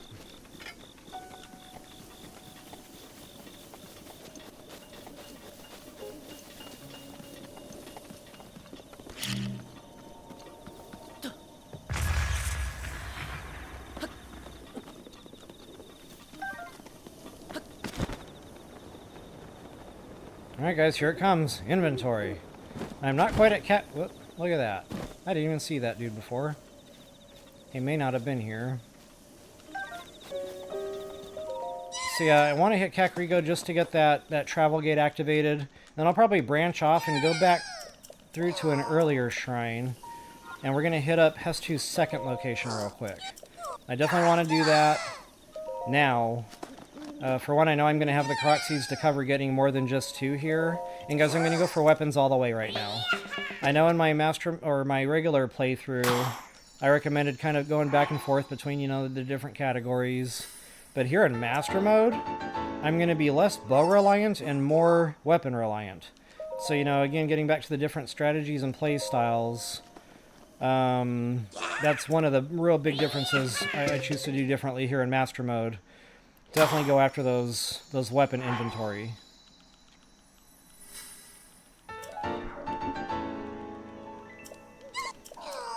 Alright, so he will migrate.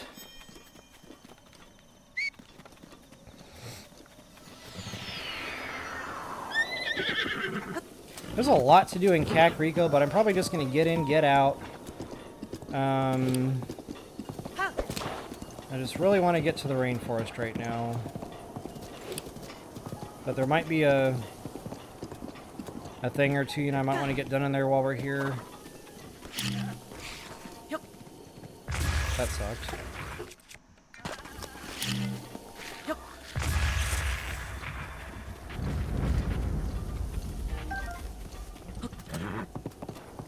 Sometimes you'll find some beetles on this tree, so you might want to approach quietly.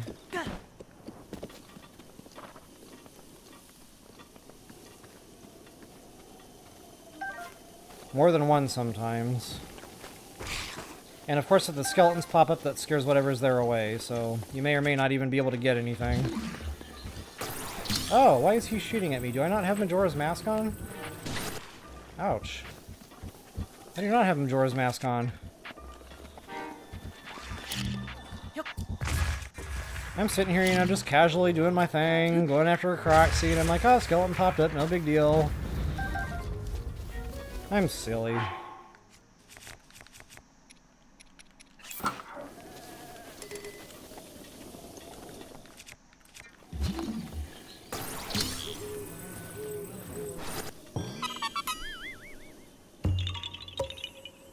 Julia Mulroy, welcome. Good to see ya. Yeah, you didn't miss much, though. We've just been kind of going back around some of the areas I've already been at, like the stable. I went back to the Great Plateau to get the chest at the balloons I missed at the icy waterfall. Kind of did some other little odds and ends here and there, but right now I'm just really wanting to bump my inventory. I just hit Hestu, first location, so I'm going to go hit Hestu's second location here in just a moment.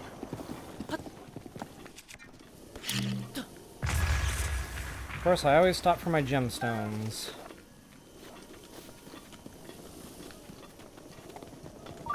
So now you're in European time zone, if I'm not mistaken. Is that right?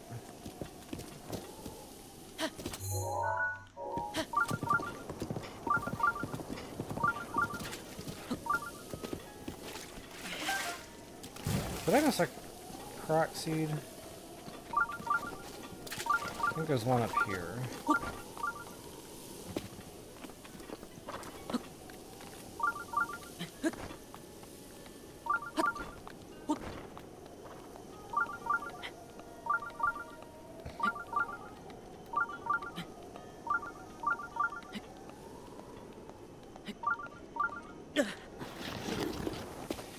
I'm gonna come back to this. I'm my brain's bouncing around right now on which way I want to go.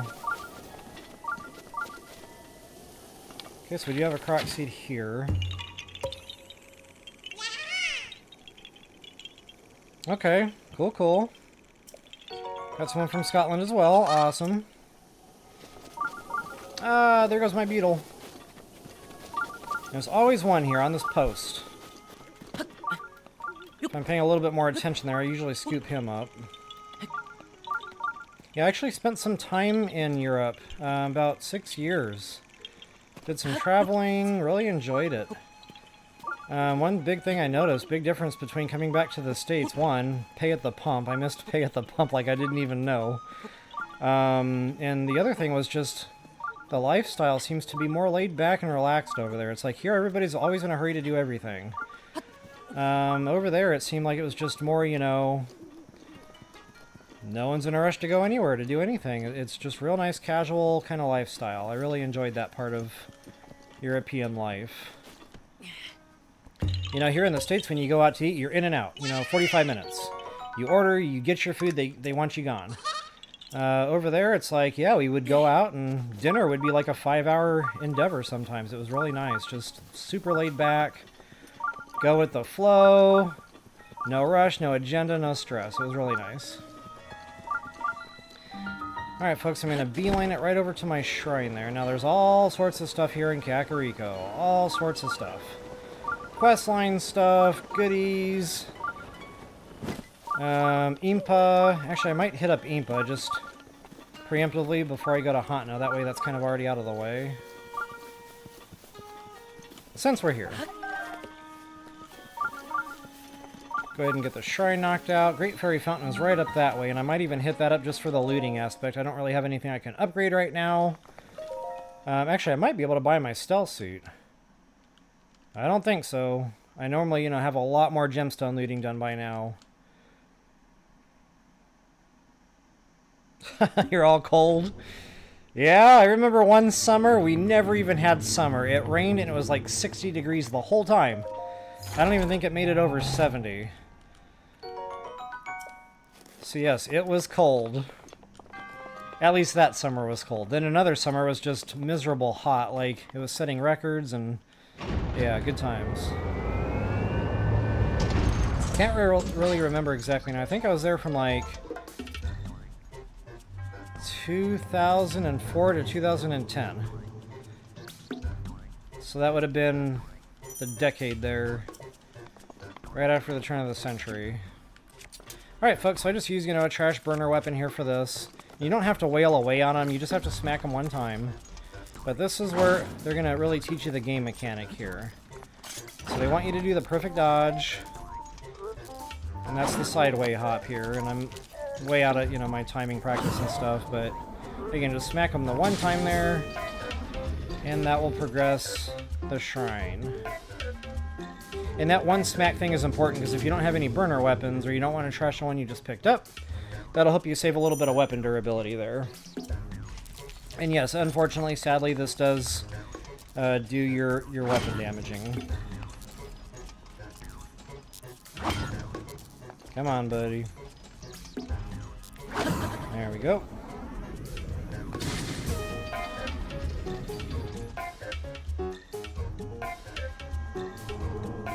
Okay, now this is the one I really do not like.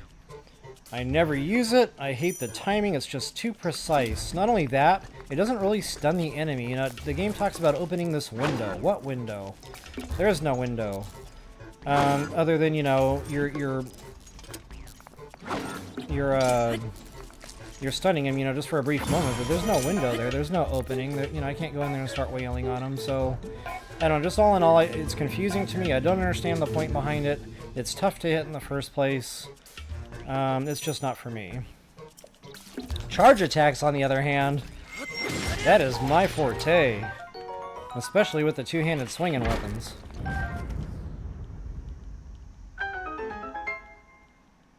Alright folks, I hope that helps you with the shrine there. I know that perfect dodge and that shield parry is really, really difficult. That might be one of the things you have to give a few tries.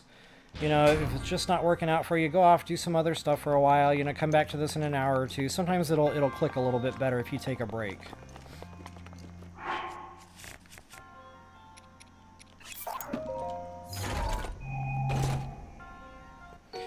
So for those of you who didn't catch me last night, I was complaining about my body hurting, and I think I know what caused it. I do physical therapy, 4 times a week, but Friday I wanted to do an actual real, no kidding, chest and back workout, because I haven't done one of those in a long time. And I was in it, I was getting it done, I had the energy, I was feeling great. But then, last night I started having this thing, I'm like, oh, okay, that really hurts, what did I do? I didn't do anything. Then it kind of started all coming back to me. I was like, well, yeah, I kind of did. I did the whole workout thing. I probably pushed it too far, and now, I probably did the whole overtraining thing that you always hear about. I'm living that. Life in your 40s is awesome.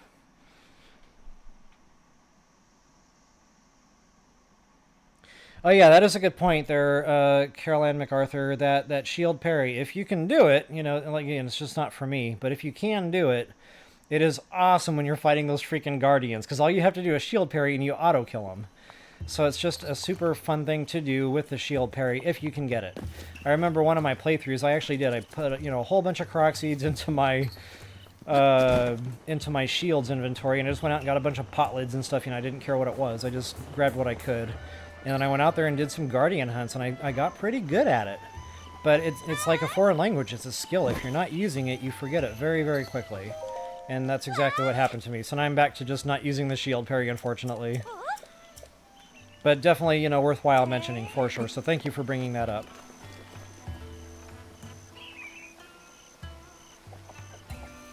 Yes, Julia Mori. In fact, I just went through that right before you got on. I did that, can't remember the name of the Highland Stable, I think it was. The shrine that's right there. There's that Guardian type enemy, like the Minor Test of Strength type Guardian.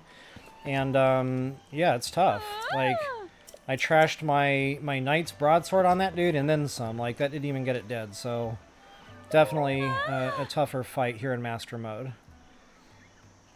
Alright, I definitely need to sell some goods here, because I know I don't have the rupees I need. I think this is like 8 times 3, 2,400 rupees or so. But there's more stuff I want to buy, and I don't think I've got the gemstones to cover this. Oh. We're about to find out, though. I am definitely going to sell every single thing I have right now.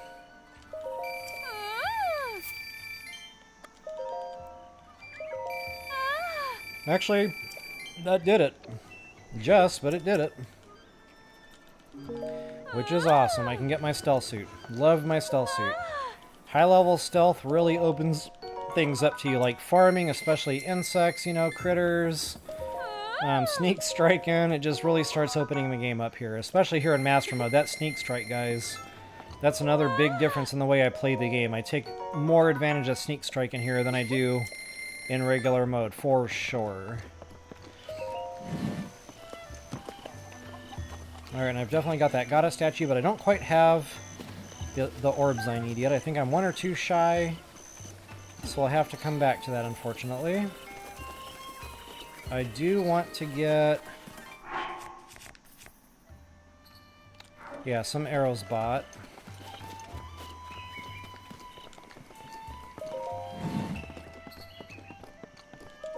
I feel pretty comfortable around 100.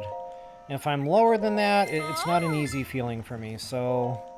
you know, it's probably worth me spending just a little bit of rupees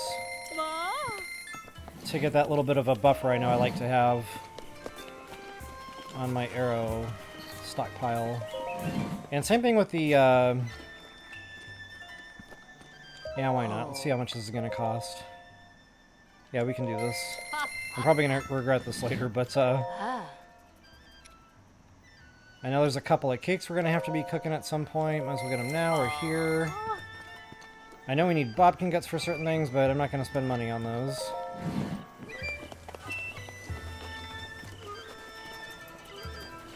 Okay, got a campfire here if you need to do any cooking.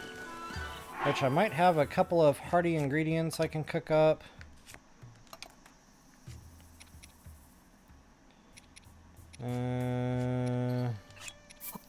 It's not going to get me much. I'm not going to waste those right now. A couple of attack power things. Whoops. I don't think that'll be high level, but that should be at least mid-level. I might even have another stray. The thistle will help a little bit with time, usually not with the power. But it should get you a little bit more time. See, I can go ahead and cook a quick high-level attack power meal here. Or elixir, I should say. Yep, mid-level. And that's okay. Mid-level is still pretty devastating. It's probably about a 35% attack power boost. Maybe, you know, give or take. I'm not exactly 100% sure on that number anymore. But it's pretty significant. And of course, high level is 50%, so that's really the cream of the crop. But sometimes you just gotta take what you can get. Alright, we actually got a couple Korok seeds here. One's behind the bungalow here. And guys, these snake harps, it's just kind of a thing. Not really any kind of use for them. Just adding a little flavor to the game, I suppose.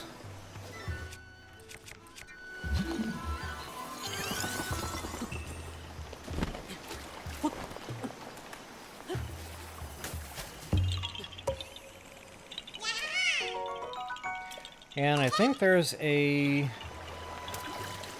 7-fold blade or one of those weird weapons. I'm going to check that out real quick. I'm not necessarily sure I'm going to want it.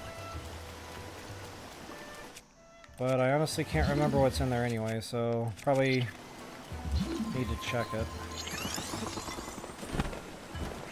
Whoops. I'm having an issue getting my character moving forward. It's like it hesitates, and that's part of that left joystick issue I was mentioning earlier on. It drifts going like right and left, but then pushing forward, it's like there's certain times where it just doesn't want to get going.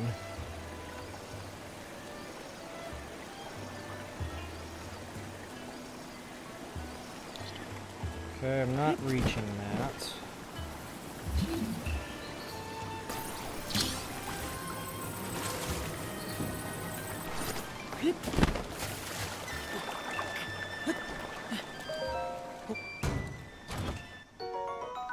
Long blade. Okay, the thing I don't like about these is you can't do the spin attack. It's a two-handed weapon, but it's kind of like the giant boomerang. You can only swing it twice.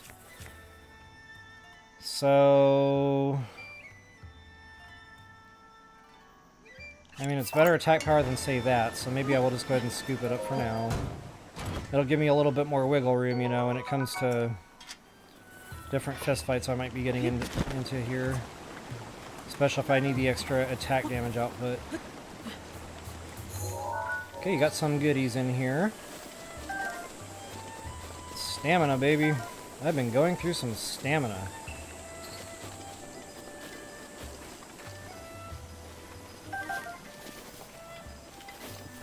Alright, folks, it's Impa time. Now, I can't skip a lot of this, so it's going to be, you know, some cutscene stuff going on here. Just bear with. We'll get through it. Paya! I remember Paya.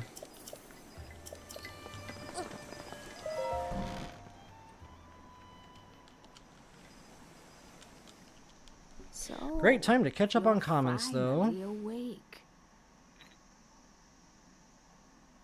It has been quite a long time, Link. I am much older now. But Yeah, that's a good point about those Guardians. It's like, you know, everything in Master Mode has gotten that bump. So, you know, all the blue Bobkins are now blacks, you know. Any black, you know, whatever is now silver, and so on. That same rule applies to the Guardians, too.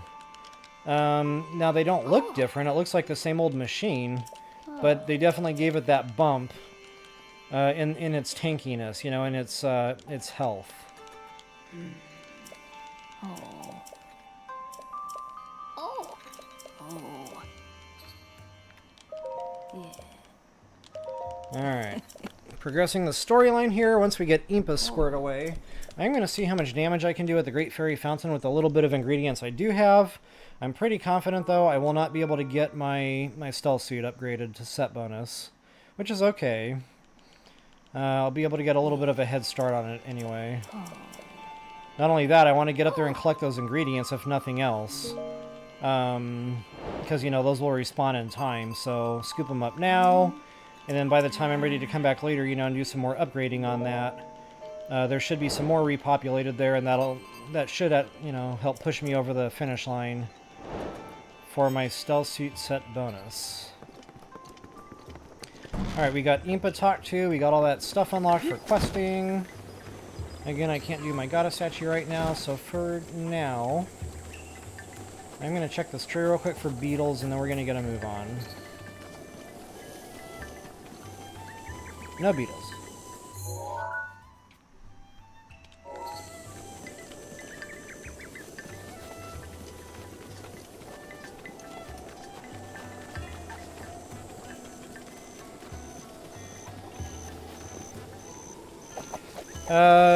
Which Guardians are you asking about? The Shrine Guardians? Or are you talking about, like, the spider-looking Shrine, you know, Guardians that are out and about, walking around with, like, 20 legs?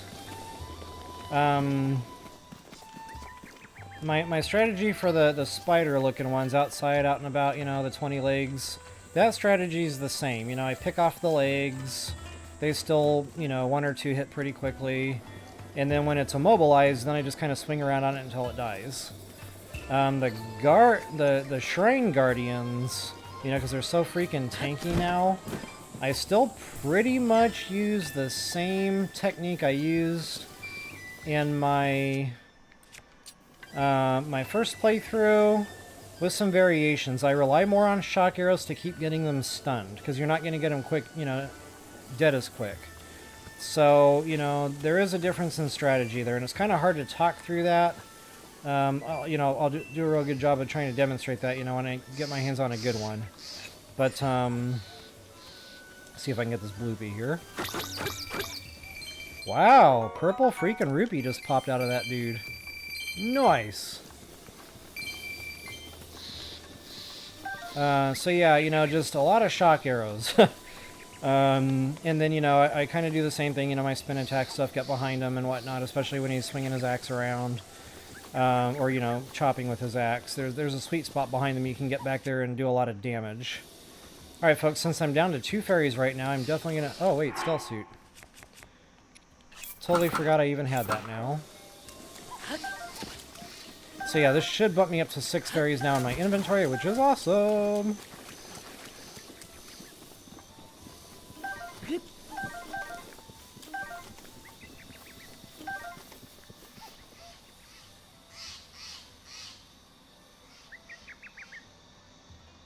Yeah, the legged one. So again, just, you know, just remember, pick those legs off. Not only when you pick the legs off, you know, is it immobilizing him, but it keeps stunning him in the process. So, you know, he doesn't have a chance to shoot at you that way. You know, you kind of got to time that right. You know, you can't just go in there and start wailing on all the legs. It's like you have to kill one, wait about 2 Mississippis, kill the next one. He'll stun again, wait about 2 Mississippis, get the next leg. He'll stun again, so on and so forth. I'll be able to demonstrate that here pretty soon. I'll eventually hit a major test of strength. I'll scoop up those awesome Guardian weapons, then I'll go out on a Guardian hunt at some point, because I'm definitely going to want to work on my my ancient outfit, my ancient set. Okay, so we need 100 rupees here. Kind of forgot about that. So much cheaper to open the Great Fairy Fountains here than, you know, buying each individual item in TOTK with that rupee cost. In the long run, it's a lot cheaper here in BOT dubs.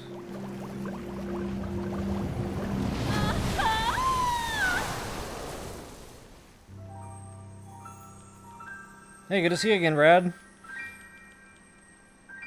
Yes. Ancient stuff, 100%. Bone system, ancient system. All the way around. That's like oxygen in this game, in this mode.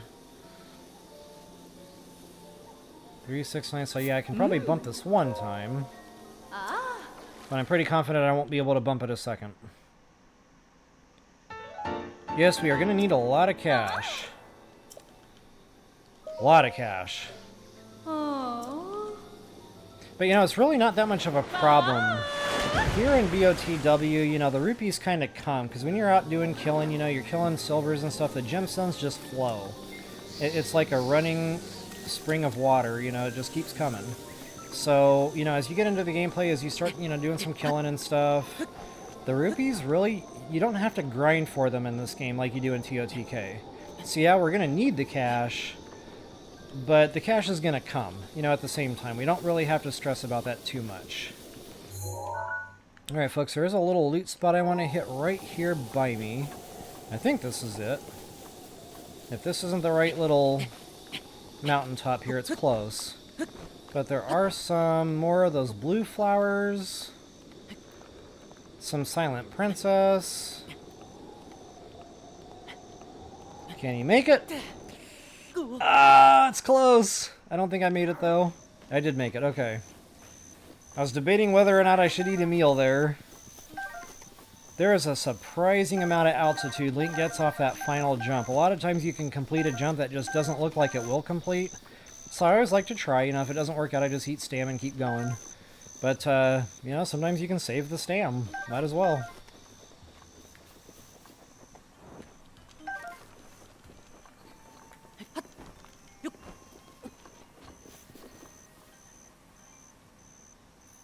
Yeah, that's one thing I like about that master mode. You don't have to grind for the silver enemies. It's already there.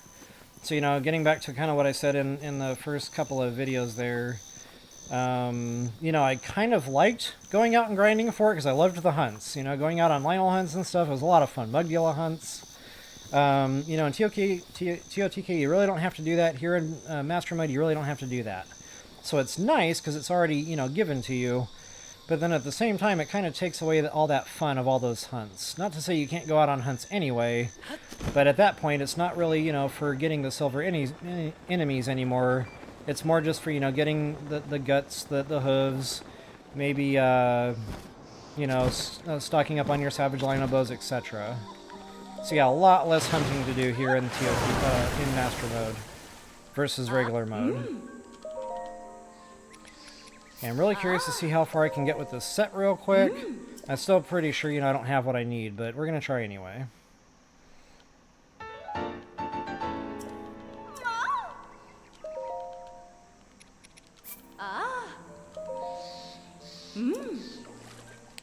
Can't remember what I'm missing here. It's probably one of the bat wings or something. Or some other sneaky river snail, or... And I can't see it right now because we don't have the second fairy fountain. Okay, so yeah, I think it's like sneaky river snails. At some point you'll need those. The fireflies, that's what it is. That I was trying to think of there a second ago. So yeah, the fireflies, we're definitely going to have to start scooping those up. So guys, now that we got our stealth suit, and you see those fireflies spawn in, just, you know, simply casually walk around, scoop them up.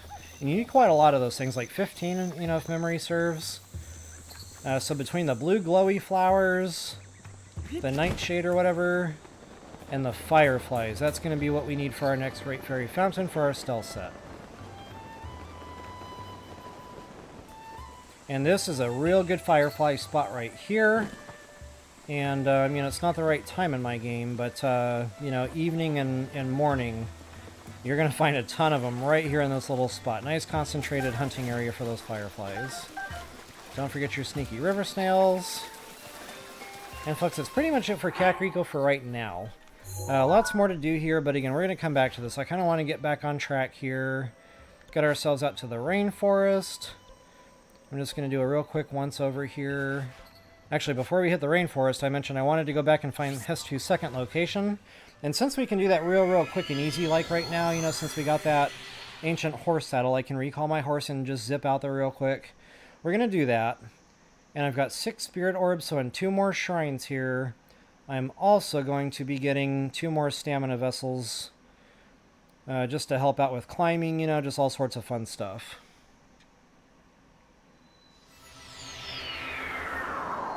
The Cuckoo side quest. Yeah, you know, there's always one. I know where they're all at. Done it plenty of times. But every single time I go to do that, I always wind up missing that one freaking cuckoo. And it drives me absolutely bat crap. And then you have to kind of retrace your steps, you know, go around and get them all again to make sure you got them all. Yeah, so good times. Alright, now there is a trick to this one, and I think I have to put the ice block like a lot closer, because it gets quite a bounce there.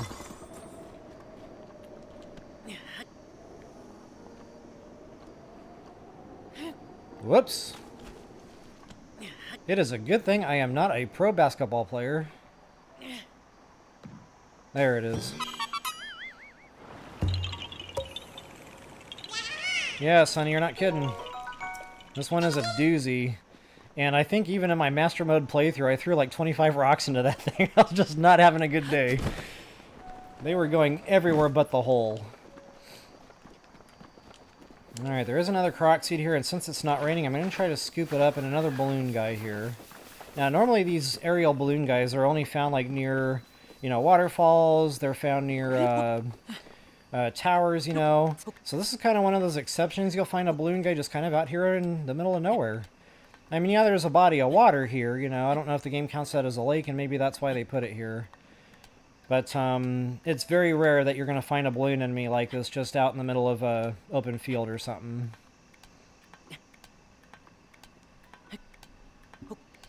Alright, folks, it is my 2-hour mark. But I'm going to stretch this out just a little bit further here. We're going to keep going here for about another 15-20 minutes or so. I really want to get Hestu. I want to get out to the rainforest, and that's where I really was, you know, trying to cut video.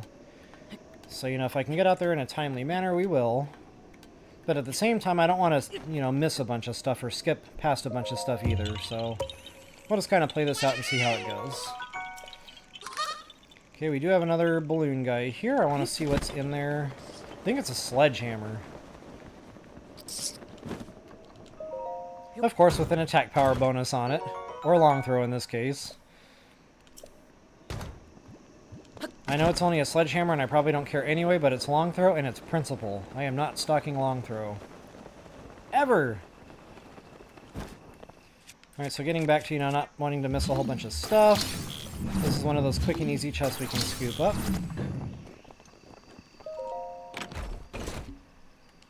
For some extra dough. I want to say there's even another chest right by me here somewhere. Maybe not. Maybe that's a Korok seed. Wait a minute.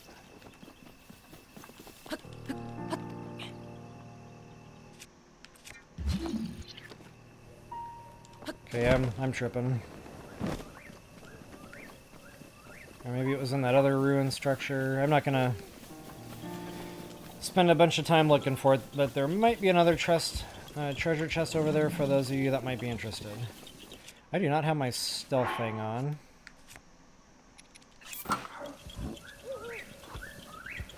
Okay. I did not want to tango with him because that's a lot of weapon damage I'm looking at.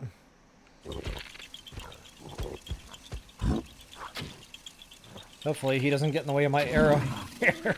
I can't see what I'm doing. There he goes. Doggone it. Fine.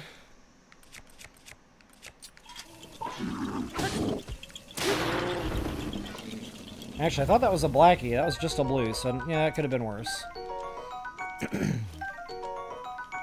First moblin kill of the day.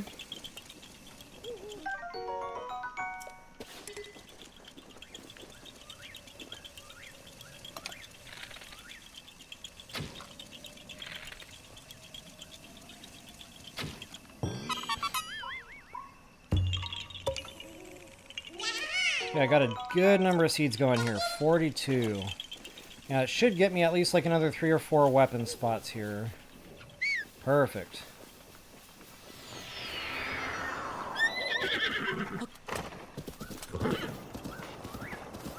Fun little bad boy nest to hit there, but not in master mode, not right now. A lot of crates here to open up though, so you know, arrows and stuff, that's a good nest to hit for sure. But what I'm really here for, get this shrine knocked out and get Hestu. A couple of stamina bass in the lake there I might scoop up too while I'm at it.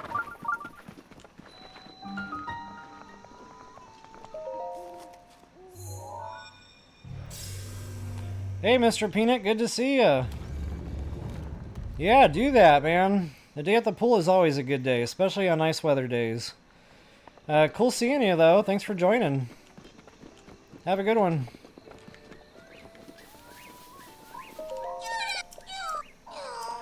Alright, let's get our inventory, see how far we can go. They're always cheap in the beginning, but wow, they get expensive quick. And guys, when it starts getting like 45, 55, it's like, really, man? They really made that smart.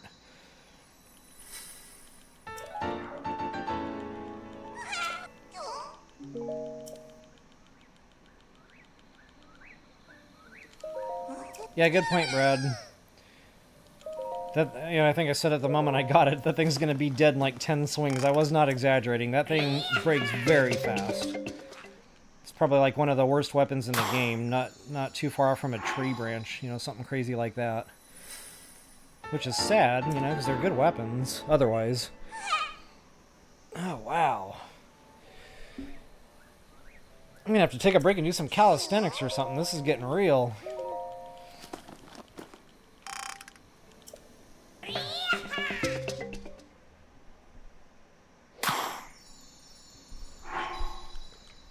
Okay, so I got 3 for sure. I should be able to get a 4th. Maybe we can even squeeze a 5th out here. I doubt it. Where am I at now with cost? Whoops. Actually, I can't go past 4 anyway, because he's going to cut me off here in a second. Or maybe he goes up to 5. I can't remember anymore.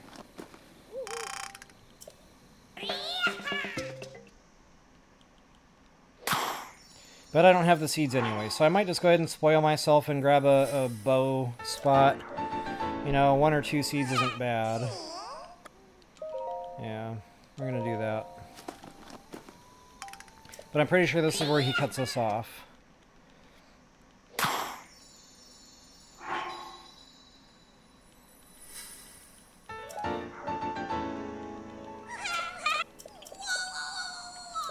Indeed it is.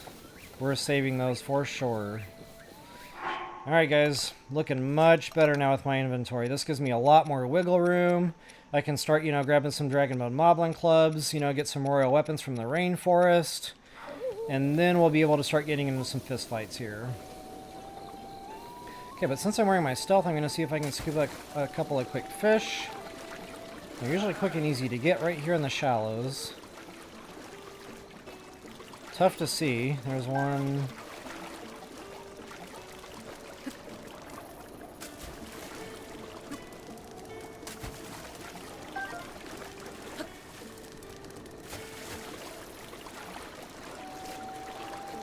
Okay, I think there's actually 3 around here, but I'm not seeing the 3rd right now. Yeah, there he is. Hardy bass, not bad.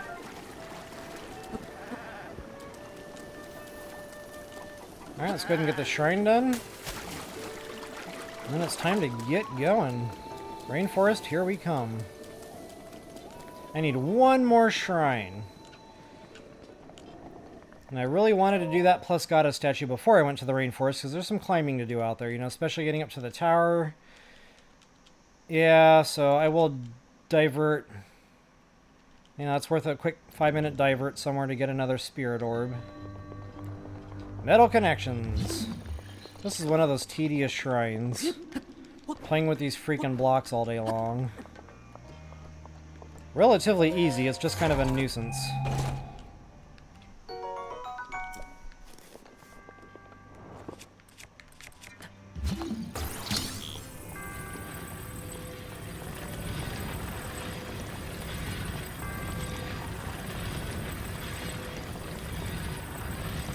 And usually I can save myself a little bit of time by just, you know, dragging the whole stack like that, but again, sometimes that can go, you know, really, really wrong. And then you'll find, you know, that's consuming a lot of time then, you know. It's like, what's the lesser of the 2 evils? Just restack the freaking blocks or try to slide them over. I guess either way, sometimes it can be time consuming. I'm getting really lucky here with just keeping all the things stacked together. Excellent. That might be a little bit too far right. Normally I like to put it in the middle of that, like, darkened strip there on the wall. We'll see where I'm at.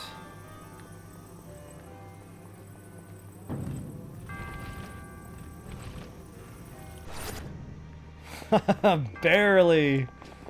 There was not an inch to spare.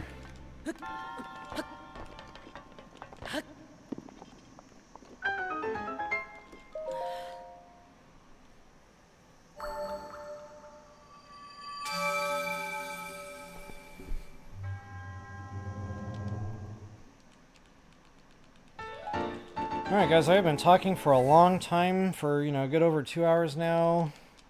I'm starting to hit that wall, you know, I'm going to need that break anyway.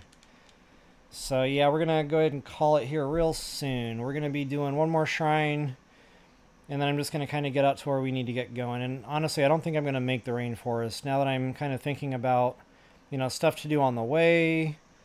We're not going to quite get there, but we're going to be close. We're going to be on the way for sure. You know, probably get some hardy durians, things of that nature. Okay, nothing else I really want to do here. I do need to find a quick and easy shrine I can hit up real fast. And actually, I totally blew right past this one when I was doing my horse catching. I normally go up here, you know, hit that shrine. At least activate the travel gate, so that would have been nice to have. There's this minor test of strength here, which I could actually hit. I have an attack power meal now. And that's on the way anyway, so that really works out. Of course, then I'll have to divert and go to a goddess statue, so I guess it really doesn't matter in that respect.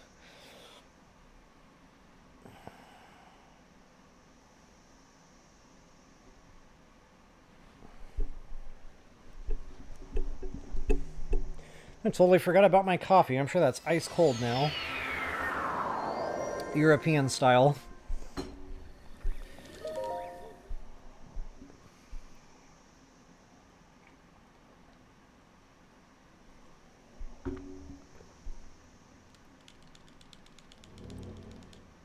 Alright guys, you should have an autosave here, so you shouldn't have to worry about putting down a hard save.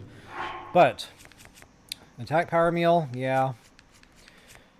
And this is a good long-lasting one, so I'm actually going to hit 2 of these back-to-back, assuming I don't trash all my weapons. And this weapon here gives you an attack power bonus on top of the attack power meal, so that would be 50% because we're matching a guardian sword to a guardian enemy. So that bumps that up to about 30. And then another 50%, you know, for the attack power, or a little less than that. So we're not quite 40, we're just shy of that. So, you know, in my mind, that's probably the weapon of choice right now. When that breaks, it'll break fast. I'll probably move to that one for that double damage on the critical hit every other swing. You know, that's just going to break too fast. It's kind of silly to use that. I don't have my bone seat yet. Can't use that. Alright, so yeah, we got our save down. Let's go to town. So getting back to that different strategy, this is going to be a tough enemy, guys. You know, minor test of strengths. In regular mode, if you were new to the game, it was still a pretty tough fight. You know, it wasn't just a cakewalk. Ouch. It had a challenge to it there. So, but here in Master Mode, you know, with that enemy bump, it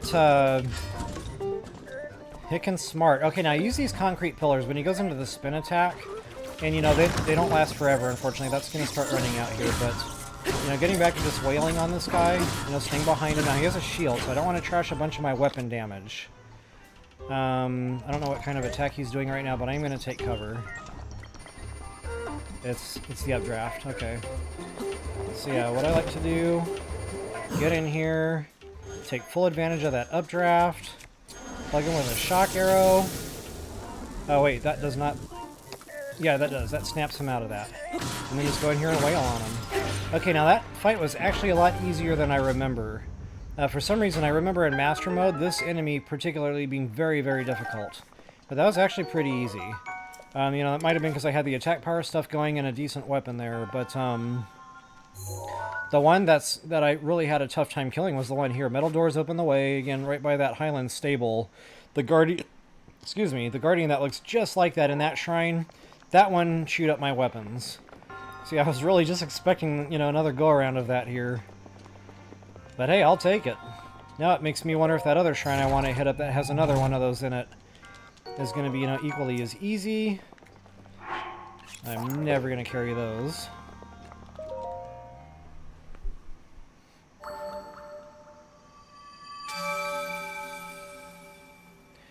Oh, thanks, Sunny Family. Yeah, absolutely. I'm having a lot of fun doing it. I love playing video games anyway, and you know, when I feel like I figure things out that just aren't well known, you know, that's my motivation right now. I just like sharing the fun of the game, and I love sharing the joy of the game with other people who, you know, enjoy the same thing. So, just all the way around, this is like a good 360 type of activity for me to be doing, and I definitely enjoy having you guys along.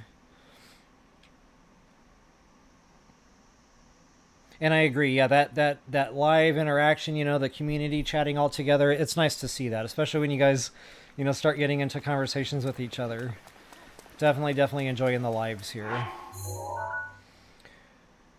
Let's see here. I'm going to head over here and hit up that other minor test of strength shrine.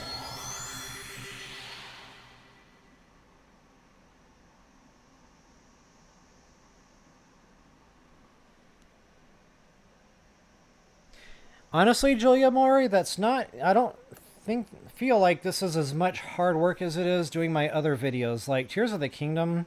It's like Master Mode. You know, I can sit here, I know where everything is at. I know where I need to go, I know what I need before I get there. I can plan, you know, other things to do, and activities before I get to, you know, a massive waste of time. Tears of the Kingdom, I don't have that knowledge set. So, you know, unfortunately... Tears of the Kingdom is a lot of work. That's why this walkthrough is just taking me so long to get through. I don't know where things are at. I don't know... I mean, I do, you know, to a degree, but I don't know that mental order of things to make it all make sense in the gameplay, you know, without bouncing back and forth, you know, backtracking 50,000 times. It's a tough walkthrough to put together, you know. Skyrim, I know the game, super easy. I push record, I do a quick edit, I post. That's why I was able to pump so much Skyrim content out so quickly. I know the game. But here in Master Mode, it's even that much easier because I'm doing it live. I don't have to do video editing. You know, the live recording goes, and then it's automatically uploaded to YouTube as a watchable video. So, honestly, doing Master Mode with you guys, this isn't so much work as it is just game time. And it's not just game time, I'm doing game time with y'all. So it's just, again, all the way around, I'm really, really enjoying these lives. And definitely appreciate you guys being a part of it.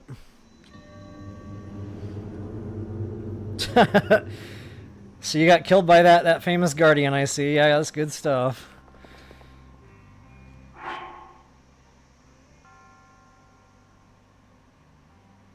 Yeah, Sonny, that's a good point. So, you know, something about that guardian in that shrine. You can sneak around, you know, you can kind of avoid him. But now that we have the stealth suit, folks, I could have actually sneak struck him. So, you know, if that's one of those things you just kind of want to hold off on for now, you know, wait until you get your attack power meal. In fact, I think that's what I did in my regular mode. After I got an attack power meal cooked, I hit all these shrines. Bam, bam, bam. You know, these are all minor tests of strengths. Or this one, you know, is that just tough guardian to kill. So, you know, normally I would be running into this with an attack power meal going anyway, but just having that stealth set, that's a good way to kind of get behind him and get a couple of cheeky damage sneak strikes in, and that really helps bump his health down quite a lot. Pretty quickly, too, by the way.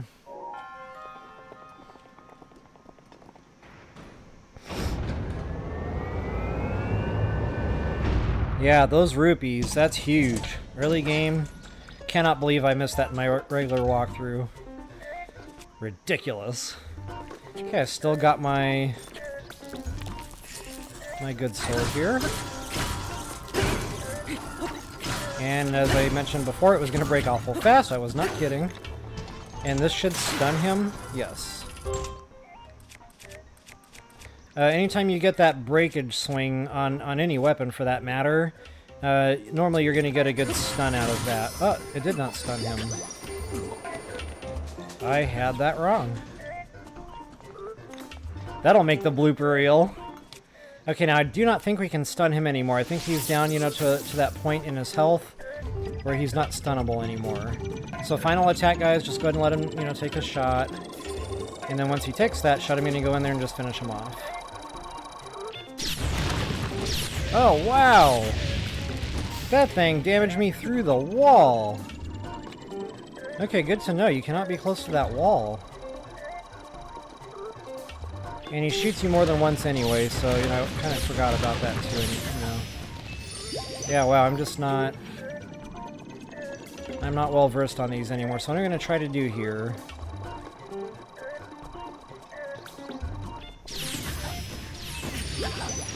is do a little bit of experimenting, if you guys don't mind bearing with me while you watch me get rolled around here a few times. I kind of want to remember the dodge. And to do that, I think you have to be sprinting. Okay, so that's how you do that. So yeah, you don't just want to be sprinting around. You have to have stamina in the background to be able to do this, but you can actually, you know, kind of just dodge this guy's attacks as long as you're far enough away and you see that kind of flashlight hit, you know. So you have to time it right. You can't be close to other objects, but you can get around him that way. Okay, again, I just wanted to make sure I showcased that. So I sacrificed a few extra fairies there for science, and that's okay. But that first one is definitely making the blooper reel, because I totally forgot about that. Alright guys, I got about 6 minutes left on my attack power meal, and nothing else is coming to me that I can go kill real quick, at least not with my current loadout and set bonus availability. Which is sad, because, you know, I hate just watching an attack power meal dwindle down for no reason.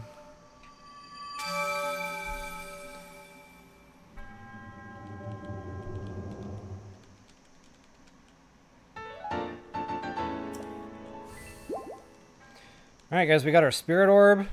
I'm going to hit up Kakariko one more time, get my stamina purchased, and then we'll head straight to the rainforest. And here in about another 10 minutes, wherever I wind up at that moment in time, that's when we'll go ahead and chop video. Or I should say feed.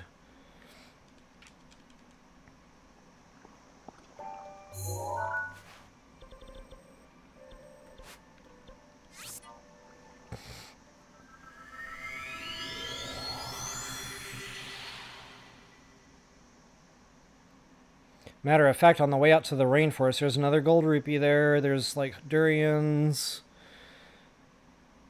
Yeah, so that's probably going to be about it at that point. We'll finish on a high note. We'll scoop up some goodies. Gold rupee. Fireflies. Yeah, so all in all, it's just a real good spot to spend a little bit of time at.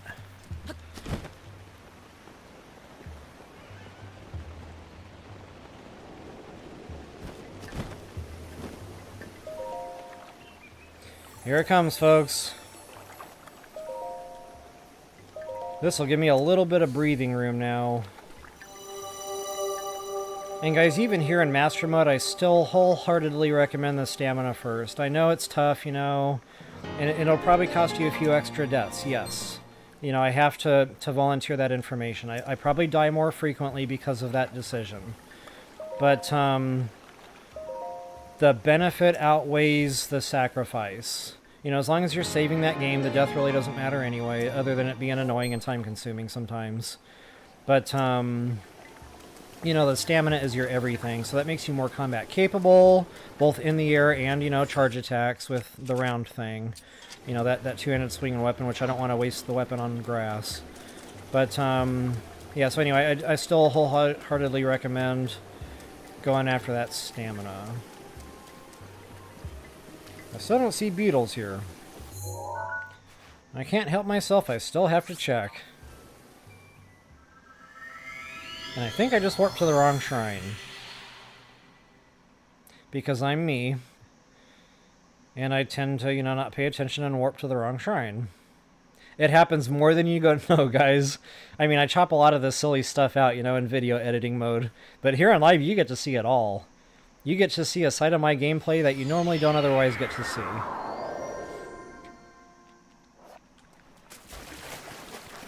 Yep, wrong shrine. This is where I meant to get going to.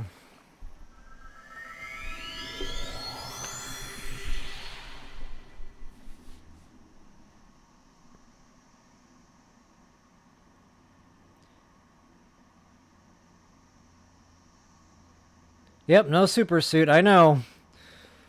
Man, I got that itch, like I want to go kill stuff, it's not time. It's not time yet. And yes, we need the bananas. That's one of the big selling points to going to the rainforest first in the game. You know, not only the hardy stuff, which is, you know, already worth the trip. You know, all the hardy durians and stuff. Hardy radishes. The bananas, absolutely. The super suit, just all the way around. It's the right way to go.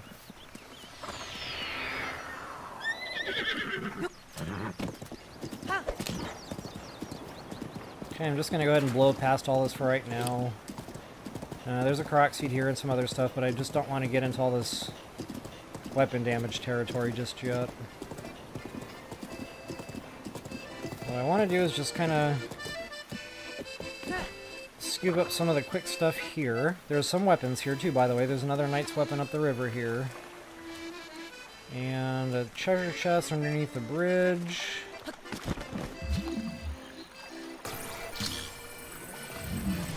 Gold rupee, yeah, so it's just a nice little loot spot. So I'll probably just go ahead and, you know, this will be where we conclude video. But of course not before I get the goods. And there's just a lot of little random stuff peppered into this whole area, you know, just like a hearty truffle here and there, which I don't normally cook with, you know, but it's nice to have them in the back, you know, just in case you need to reach for something to top a meal off or, you know, something along those lines. Of course, our Korok seed here. I was really hoping to be here at the right time for a bunch of fireflies. Again, you know, trying to get that stealth suit going. Just not the right time of day for that. I probably don't want to waste a bunch of time, you know, waiting for that to pass.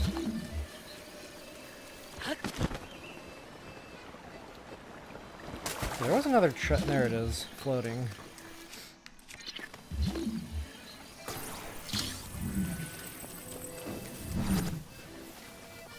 Whoops.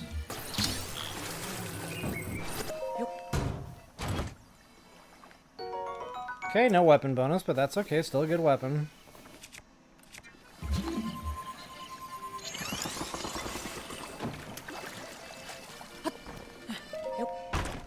And wow, I'm getting hungry. So I normally eat like every 3 hours, and I woke up at noon today. And I ate right away, you know, because I was getting ready to go on live here. I didn't want to have a bunch of food sticking out of my mouth while I was trying to make recordings here. So yeah, it's definitely food o'clock here. The joys of having a fast metabolism is you're constantly eating.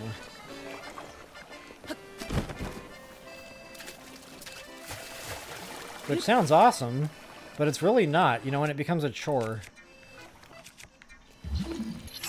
I almost forgot how to do this seed. Come on, Link. Work with me here. I haven't had to say that in a long time. So now we all get to watch the cooldown, because I don't know what I'm doing. I'm hungry. That's my excuse. And since I just learned by reading a scientific article, they just discovered there's like brain cells in your stomach. Like 1 out of every, I don't know, 1,000 stomach cells or something is a brain cell. It's like, no wonder when we're hungry, all we can do is think about food. I'm kind of a science nerd. So, you know, you might hear me geek out from time to time on something scientific. That's okay, we'll get through it.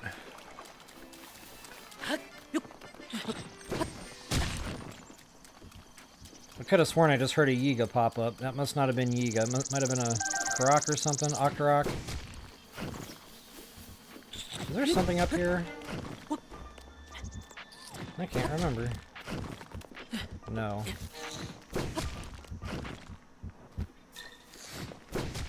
But there is a durian.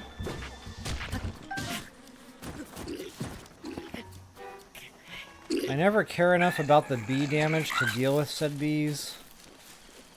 But I tend to forget they throw you around a little bit.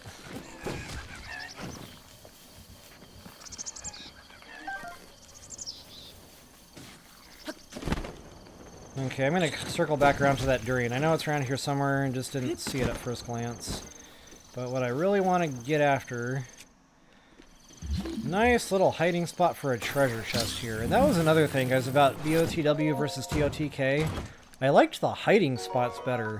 Like, finding the stuff was half the fun. In TOTK, I didn't really feel like there was a huge find it element. Maybe a little bit here and there, like that hidden, you know, light the torches in the castle with that gold rupee I missed. Nice hiding spot for a chest on that one. I give them props. But yeah, overall, you know, I just really enjoyed finding the loot here in BOTW much, much better. Alright, that durian is around here somewhere. I know for a fact. And I will not cut video until I find it. I'm at that point, it's a mission, and I don't care how long it takes. We're gonna find this freaking durian.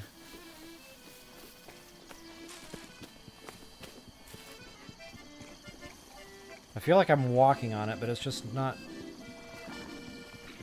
here.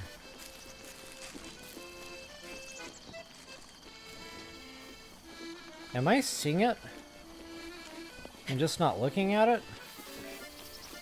Or am I looking at it and just not seeing it?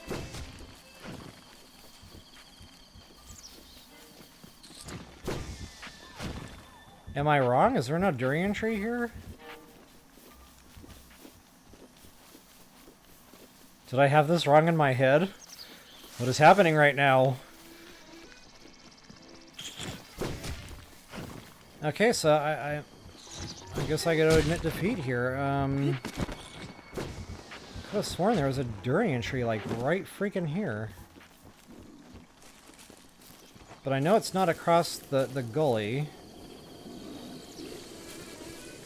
Yeah, I must be tripping, guys. I apologize for my little misstep there. It happens. It happens once per blood moon. Alright, folks. Yeah, so I'm just not seeing... If it is here, it's not coming to me. Or maybe I'm just in the wrong spot. You know, it could be bumped over somewhere else, and I got the location wrong. Anyway, folks, so, you know, I hope it was fun. Definitely appreciate y'all joining me for the live feed here. And guys, I promise it's every bit as fun for me as it is for you. This is just relaxing game time for me with friends. So definitely appreciate y'all tagging along. But for now, it's a good stopping spot, you know. There's a lot more to do here on the way to the rainforest. I'm going to hit this bad boy nest over here. And in fact, it's like right above me. There's some more looting to do in the general area on the way. And guys, it's going to be super suit time. So next Saturday night. And folks, I'm going to post a comment in my, what's that called? The community here on the YouTube channel. And kind of let you know what I land on. But I want to bump the time a little bit earlier on Saturday nights. Because I understand, folks, you know, midnight's awful late. So, you know, I'm thinking probably around, you know, 9 p.m., maybe 8:30 p.m. even, you know, right after sundown there on Saturday. But again, when I nail that down, I'll go ahead and make sure I advertise that a little bit in that community chat. So folks, again, thank you so much for joining me for the live. Let me catch up on comments here before I actually chop the video off. I know, Julia Moray, 5 freaking arrows. I say it all the time. Gotta have your 5 arrows. Sometimes it's 10. You know, they're trying to hook us up a little bit better on those, I guess. Still super depressing, though. Yes, Brad6360 absolutely super suits next video. We'll get that within an hour. You know, it'll come pretty quick. There's a few things I want to do on the way, but the super suits really is the bulk of what we're going there for. Ooga Booga, let's see, what did I miss there? Have you found the Phantom? Not yet, that's coming. I'm probably reading these backwards. Yeah, we're heading out to the rainforest, and we're going to get all 3 pieces here real quick next week. Saturday night.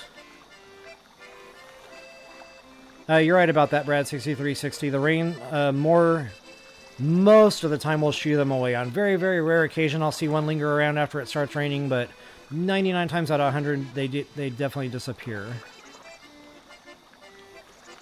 Fireflies, too. It's pretty much all insects. Correct. Alright, boy, I missed a lot of chats here. Just in a couple of minutes there.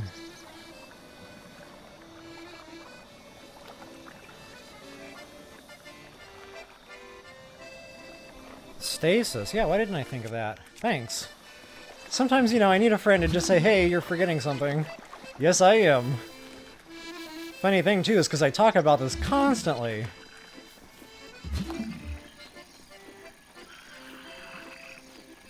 But, you know what? I know what the tree looks like, and I'm just not seeing that tree here. It's like a different, you know, it's got different kinds of leaves on it. The tree itself is different looking.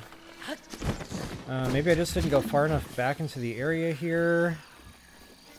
I really don't know. I just know I'm not seeing it right now. I'm going to have to go back and watch my Breath of the Wild video and see where exactly I found that stupid tree at.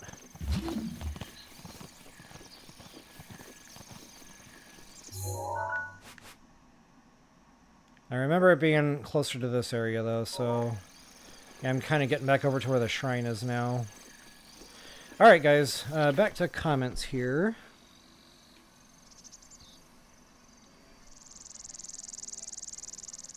You might be right, Julia Roy. It might be on the other side of the river. I'm going to have to go back, you know, next week and try to nail this down.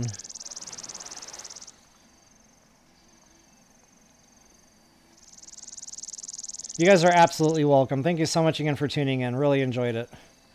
Well, we're definitely going to make this a thing moving forward. I'm having way too much fun. In fact, I even thought about maybe doing a little bit of live Lego stuff, live, you know, TOTK stuff. The bad thing is I don't know TOTK well enough to where I would feel comfortable, you know, doing it live, because I just wouldn't know where anything was at. I'd be just walking around in circles most of the time. Welcome to my behind-the-scenes look at TOTK, by the way.